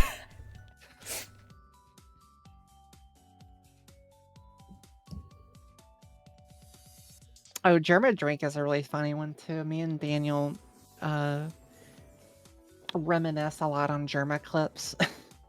And so that was like the second I gave Daniel, because Daniel's my mod, the second I gave Daniel permission to add emotes, he added like 15 Germa emotes, and like the drink is like the first one he added.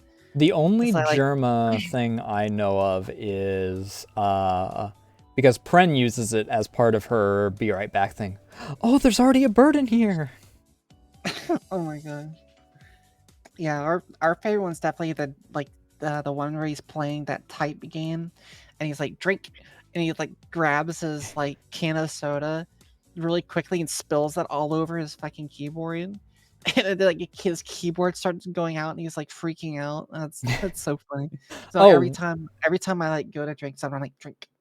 So, is Germa also the one that kept hitting the doll trigger in that one horror game and lost his shit for it? That's also a good clip. That was really funny. That was a funny one. There's just so many iconic Germa clips.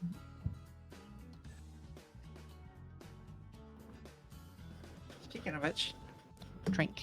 I must drink some water. Did I miss any chat questions? Have you seen the Dan did ask what 3 games earlier. Oh, Daniel knows. He's just trying to mess with me. Oh my god. What was the question that you were about to ask? Have you seen the drink clip that I was talking about? No, I haven't. You should send that to me. Okay, hold on. I'll send that to you. That's really funny.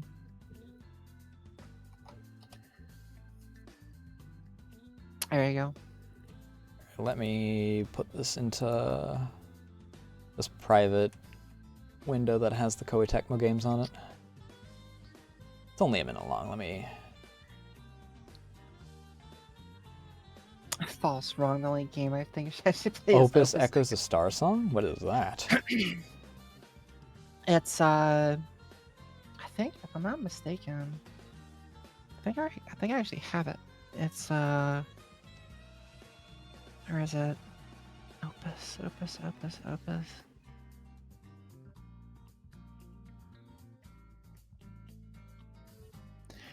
Yeah, Opus is like a story game.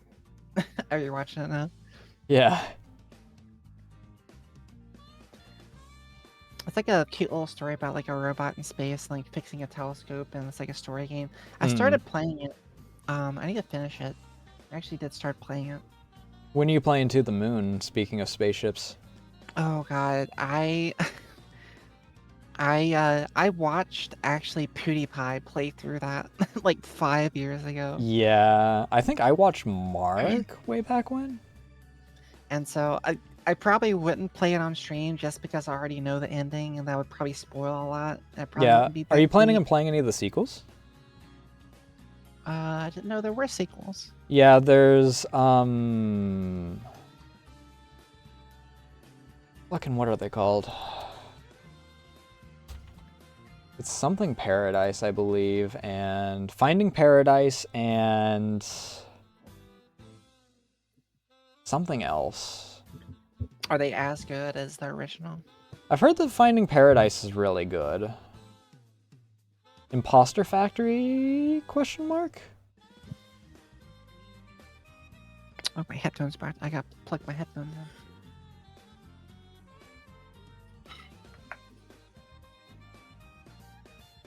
Hey Ray, how you doing tonight? Hi, Ray. I think you'd get along with Ray. We basically have the same name. Yeah, she's commented on that a few times. Something that's really funny, I don't think I mentioned this in Maya's streams. Everyone calls you Rhea. Uh-huh. The only one person who doesn't call me Rhea is Maya. She calls you Ray. I know, I was very confused when I was trying to find the portion of the video with the professor story. I'm like, is Ray Rhea? I'm pretty sure I've corrected her a couple times at least, but she still says it like that. So I'm just kind of like, fuck it. Like my name's Ray when I'm in here now. So, it's close enough. So This one I'm not entirely sure if you actually have an example of. This one might have been directed at Wolsk specifically due to how old Bloody is. Also, for those, most of these questions are courtesy of Ovi from that freaking instance. But what is the best opportunity streaming has brought you? like business opportunity. Any opportunity at all, social, business, any of that. Well, it's definitely been crucial to me getting over my social anxiety. That's for sure. It's also made me hook up with a lot of really cool friends like you. What? No, we haven't. What? What You said hook up with. Oh, no. No, I meant like meet and like be friends with. What do you mean? I know. I just gotta, you gotta clip farm occasionally. Oh my god. Be friends with and be friends. Sure, that's better. Okay. Yeah, it's a lot of really awesome friends I've made in this community that have been very important to my growth as a person. And as far as like business goes, I guess like I've gotten some connections, but like I don't really do this as a business, at least not right now, so it's not really that applicable, I don't think. Yeah. Like, I don't even have any business examples because 90% of mine, aside from me getting free games, has been people going, hey, you want to go to this thing? I look them up. Oh, this is a scam for everyone aside from the person that's getting sponsored. Oh, God. I'm not putting my community through that. Nope.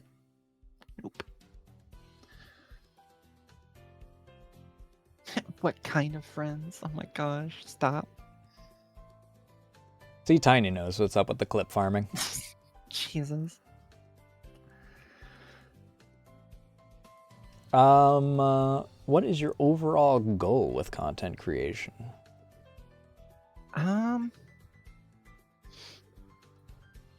Well, my overall goal is like the main reason I started. That's kind of it's the same reason I started. I owe so much to the VTuber community in general. Mm-hmm. My goal is just to give back to it and to give people a space where they can just forget about everything and just chill. Mm. And just kind of forget that the outside world exists for 3 hours, you know? Bryce knows we need more of that. Yeah. I guess that's always been my goal. Mm-hmm. But I guess like moreover just like giving back to the community that helped me helped me so much, you know? Mm-hmm. Yeah.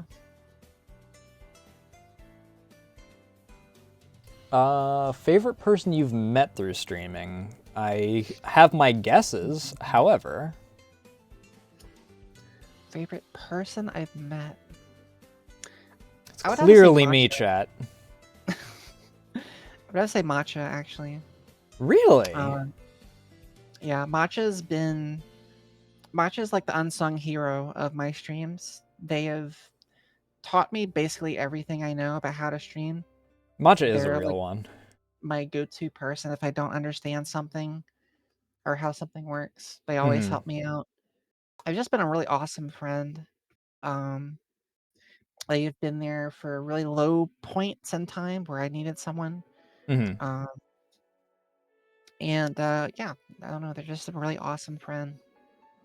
Probably one of, if not the better friends that I've made in this community so far. So And I know that Matcha's like around well, when they aren't, dealing with medical stuff or anything, is around quite frequently. I know that they were with you quite a bit during your re-debut, actually.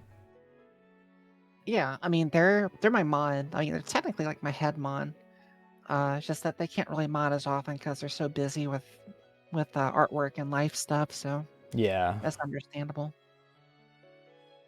But like big events like anniversaries and 24-hour streams, they always find time to come by. Mm-hmm. So Proudest gaming moment during stream. proudest gaming moment. Hmm. Oh gosh, that's a hard one. I don't know. I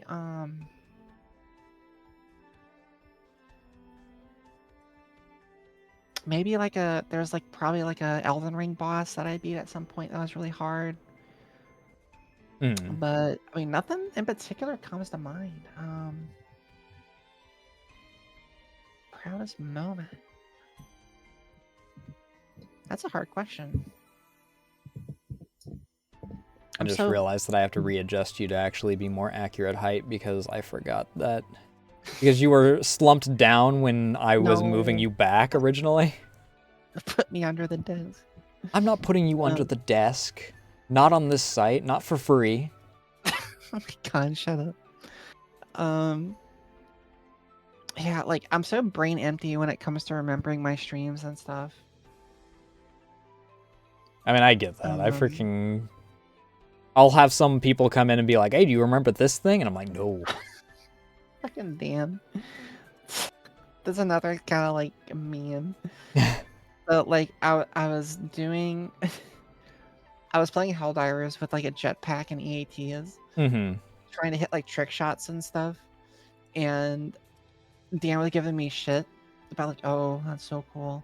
Like every time I would hit like a really cool shot, Dan would be like, cool. I'm like, really? I mean, can you be like more enthusiastic? Like hype me up some. At And the so very now least, every you're time... succeeding with the jetpack. I forget Yeah. who I was watching, but every single time they would jetpack, the only thing they were eating is shit. They'd freaking clip their foot on a freaking bar or clip it on a rock or something and just flail. Oh yeah, it happens to everybody. But now he gives me shit every time I get an EAT kill. He's like overly like hyping me up, like, whoa, that was so cool, Rhea. Oh my god. Like, okay, we get it. But, Got your own personal hype guy. I need to get myself one of those. I say that, but I freaking got hyped up the other day anyway, so. Yeah, I can't really think of anything off the top of my head as like a proudest moment. I guess maybe my like my first birthday stream. Because like a lot of people showed up and were very, very supportive. And I still remember that. I was playing a lot of Tears of the Kingdom. And people went like really above and beyond in terms of support, so I still remember that. Oh yeah. You have a very supportive community. Yeah. That is all the questions that I have written down. Do we have any further questions? This is actually, I think, the longest VTuber Vault that I've done so far. But do we have any other questions from chat directly?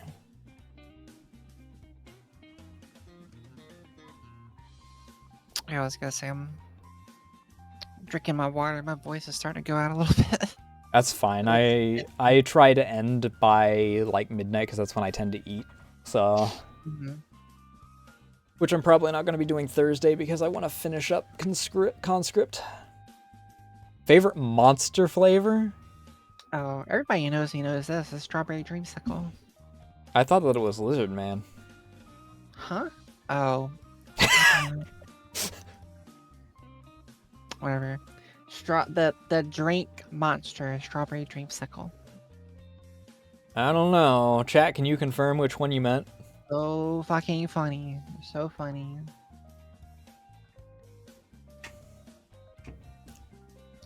I get it.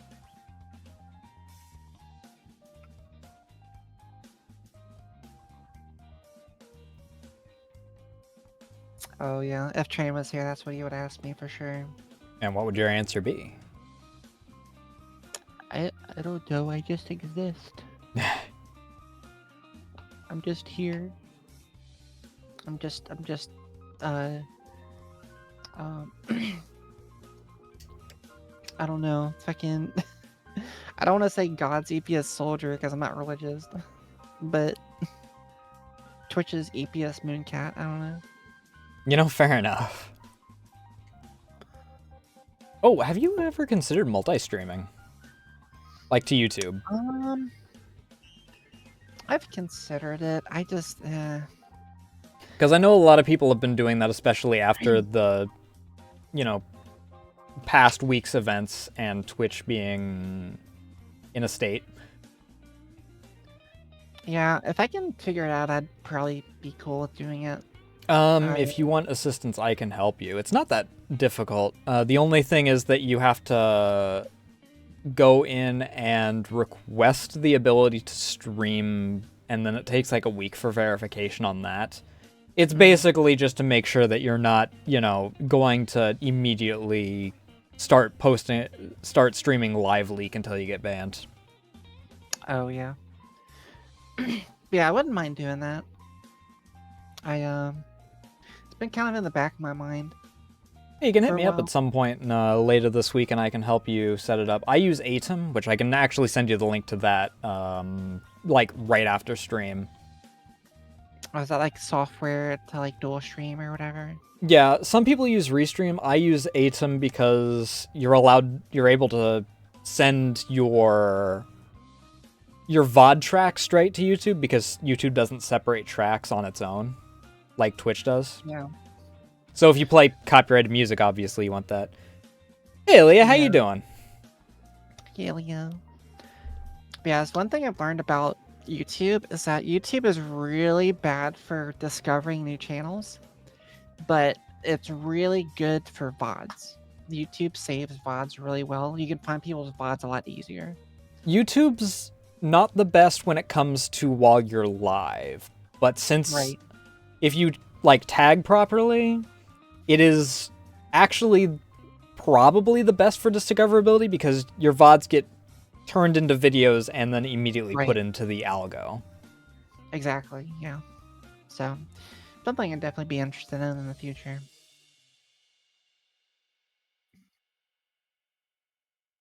Or thoughts of having a YouTube presence in the future? Oh, I guess that was the question you were asking. A YouTube presence, like specifically on YouTube? Probably not. I wouldn't want to stream just on YouTube for a lot of reasons. But I don't know. God forbid something happens to Twitch. I guess I'll have to, or just go to fucking Blue Twitch. Who knows?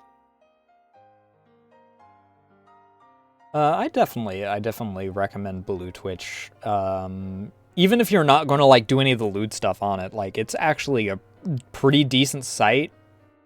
Like it's better for live discoverability than Twitch is, in my opinion, because you will tag your profile with specific tags, and people can find you via that. Rather than exclusively when you're live via the game. Oh, that's nice. Okay. So it's like instead of being visible only while you're live, you're visible like all the time. Yeah. So like, if you have the VTuber tag, then if people follow like Fifi and Cotton and that, they'll have the VTuber tag as part of their algorithm preferred tags, and it will suggest you and other VTubers to them. Yeah. And like if you mark yourself like the trans tag, and then like Zai, I believe her name is, she has like both trans and VTuber, and then you'll get like, if they follow her, you'll get recommended as a result like that. And it's actually a relatively good system. I think that the only reason that Fansly, it has the reputation of being lewd, obviously, that's the main reason that it winds up having a downside. I think that that's the only real caveat to it. Right.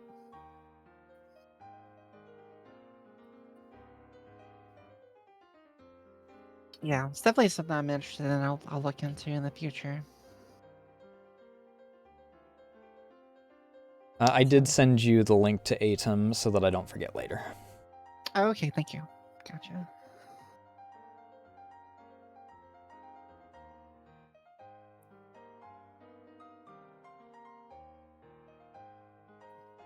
Yeah, it's YouTube's VOD saving is probably... I mean, most people have VOD channels anyway, so freaking having it there is definitely helpful.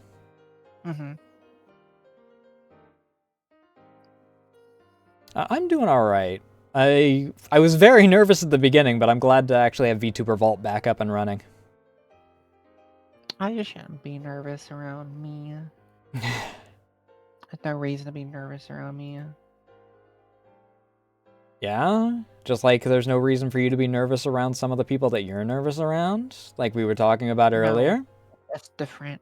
It's different. Nuh-uh. Uh-huh. Nuh-uh. I am, you can ask for me, I'm a better nuh-uh fighter than anybody.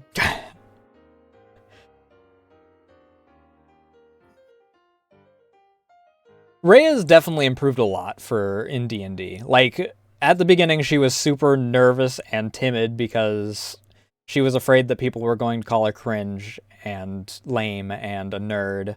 I still call her a nerd because she's a magic user. However, she's definitely broken out of her shell quite a bit and is, like, doing better than... She's actually doing better at D&D now than several people that I know of that have been doing it for years, because she's actually, like she established earlier in the stream, she's actually like playing her character as a character rather than just, this is me, but with X. Right, yeah. And especially due to Tebber being tired, she's actually had to pick up the mantle and be an instigator. And I'm genuinely proud of her for that. our captain has been absent a lot, so I've had to fill in for our captain. Yeah. Sometimes filling in for the captain means banging the other captain of our ally ship, but I mean, Yeah, that wasn't a gotta captain. do That what was you a gotta first do. mate. Oh, I wasn't my first mate. So when are you gonna return to your chasing of the forbidden nunchucks? Nunchucks? Lizard folk have. Oh, I get. I mean, I never really stopped. It's You've just been. that. You haven't been trying to figure out the puzzle of how to get into that loincloth. I mean, it's not a puzzle. It's just like I don't know. It's. I guess maybe I can try it now since I'm a little bit more confident. But it was kind of harder back then because I was like, I don't know what to do. She hasn't Like, run into a dragon yet. However, there is a dragon born that she's also interested in. Mm-hmm. She has her freaking scaly harem with her anytime she leaves the ship now. It's 2 people, okay? Counts as a It's 2 harem. people. Actually, no, technically 3 because there's my sugar mommy. So that's 3. There's 3 people, okay? Oh man. Yeah, our campaign. But I am genuinely proud of the strides that you've made in D&D. Oh, thank you. I'm trying to be more confident and roleplay better. Hey, that'll be good for when you get onto that blue Twitch. Yeah. It's I kind of had a setback because like I mainly just played Baldur's Gate before, Mm-hmm. and like the way you play Baldur's Gate, it doesn't really teach you how to roleplay that much. It teaches you about like the rules of the game, Mm-hmm. how the game works basically, but like it doesn't tell you about like role playing and stuff like that much. So I was kind of at a disadvantage coming in, but I think I'm doing a little bit better now. I definitely think you're doing a lot better now. Like I said, you've definitely like shed some of that nervousness that you had in session 1. Shed a lot of it, I should say, actually, not just some of it. And then like occasionally you'll like that shell will start to grow back a little bit when we have like long stints and you're like, ooh, I'm being self-conscious again. But by the end of the session, you're back to, you know, doing really well. Yeah. If all else fails, I got my. I think soon I'll be able to shoot Eldritch Blast at 300 yards. So. Oh, you are going to go for Spell Sniper? I think I will. I think I'm going to. All right, time to toss in the actual sniper that I had planned for Syncope. I don't know how I'd actually freaking damage for that. That's why it was reserved for a modern setting. I gotta like duct tape like a sniper scope onto my wand. That'd be funny. I have like 80 different ideas for creatures that I want to add just based off of art pieces that I've found. Mm-hmm. Well, I mean, we're on like island hopping adventure. I mean, the ideas are limitless. You do sea, land, amphibious, air, like. Yeah, the current thing that you're going to be dealing with, though, is something that I'm always afraid of in any system. Sea monsters and water battles. You've got like actual sea combat. Yeah. Which I'm not even going to say, oh, I'm spoiling, because I said that at the end of last session, which is why we cut off where we did. Yeah, I think we cut off at like some ship rolling up. Like, how do you feel about ship combat or something like that? Yeah, because I rolled to see if the ship was going to be in visual range when you were on your way in, and then I rolled effectively the ship's perception. Mm-hmm.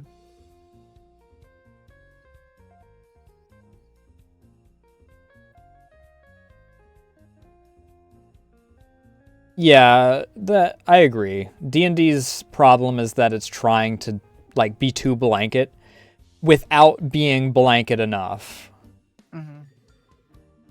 I mean, God forbid if D&D ever decided to be GURPS, though, so... Yeah.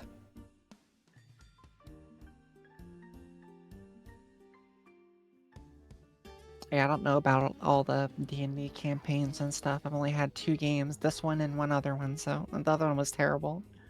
I've heard good things about Blades in the Dark, but it's similar to Lancer, where it's one that wound up being murked because my primary DM got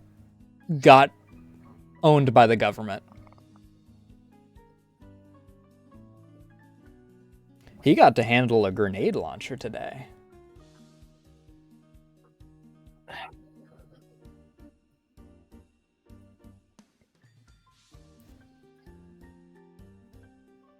Oh.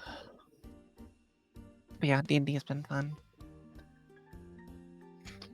Hopefully we get to play it this weekend, but I believe I'm free, so we should. I at least from my angle, will be good. I mean, you're obviously free. I guess it's down to Teber and Nami. Mm-hmm. Any last minute questions? Because we have reached 12 o'clock. And if I keep asking for questions over and over again, then poor Ray is going to be here all night. Yeah, I was gonna say my voice is kind of starting to go out, so. And I also need food, because I am actually getting the shakes, so. Oh, no.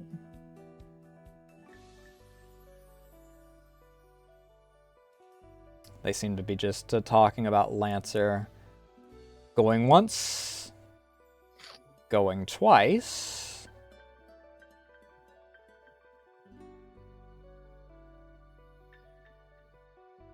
When is stream ending? Right after we do our outro. I suppose that the final question then, in that case, is do you have anything you'd like to plug or advertise or anything? Any plans coming up? I'm doing a spooky stream for Halloween this Friday. I was gonna originally do 24 hours, but I thought about it. I was like, I don't have that much energy. So, I mean, that'll be a longer stream, so I'll play some spooky games.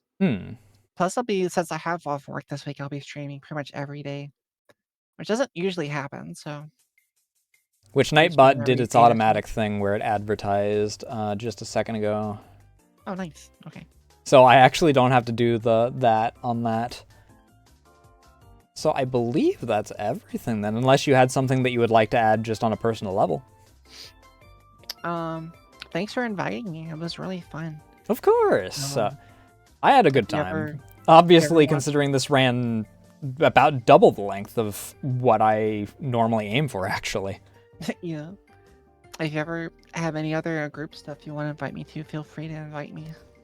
I don't know what time you... I mean, the primary other thing I have is later this week I have a collab for... I believe she said Lethal. Lethal Company. Yeah. It's like at 10 a.m. my time, which means it's like 7 a.m. your time. Oh. Well, I mean, I will be off. I don't know. We'll see. Send me the deets. Okay, will do. How many Rheas would feed you? This is not a metaphor. This is cannibalism. Wait, I don't know. Rhea's kind of small. Like we already established, very carryable. It doesn't take long to fill me up on food. Like I ordered sliders today for me and Rumi, and I had like 1.5, and I was full. So.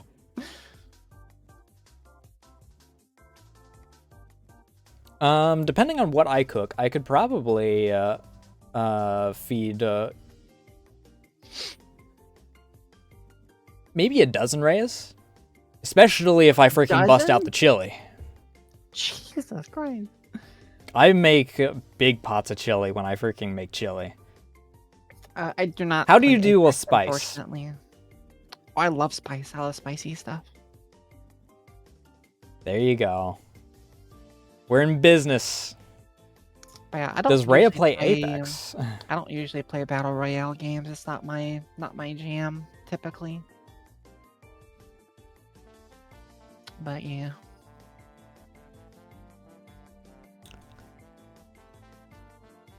I believe that is everything then. Thank you for joining. I'm glad to actually have Vtuber Vault, and I'm glad that I was able to have you on for it, considering I meant to snipe you months ago. Yeah, that's fine. It was fun, though. I appreciate you inviting me here. But of course. And then we'll also possibly think of other collabs to happen. The difficult thing with collabs when it comes to Rhea is her work schedule. Yeah, I'm either working or streaming or sleeping. Which is why we decided on today, because she's off for the week, so I was able to... Yep. I was able to get a confirmed date. Yep. Did you have anything you wanted to leave on?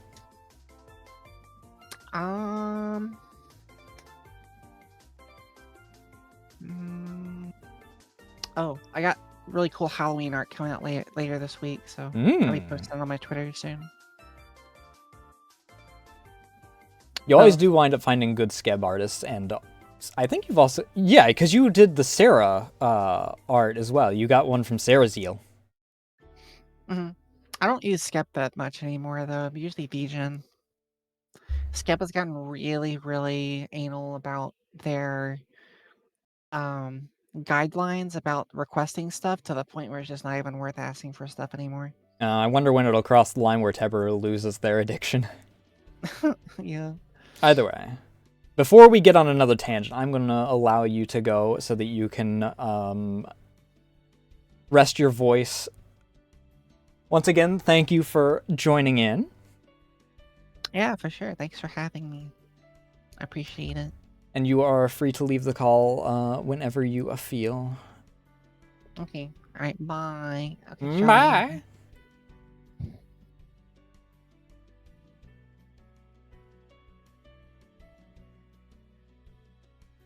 And that is also going to be it for me tonight. I ran later than I intended to for this. But, you know, I had a good time. Let's find someone to raid. And thank you all for joining. It's good to actually have Vtuber Vault back. As I mentioned to Rhea at the beginning of this, my last Vtuber Vault attempt was before Rayora was Rayora. So it has been quite a bit because Justice has already had their first anniversary. That's going to be for me tonight. Thank you all so much for watching. And once again, thank you for allowing me to bring back Vtuber Vault. I have wanted to do this for quite some time, and I'm so glad that it was received well.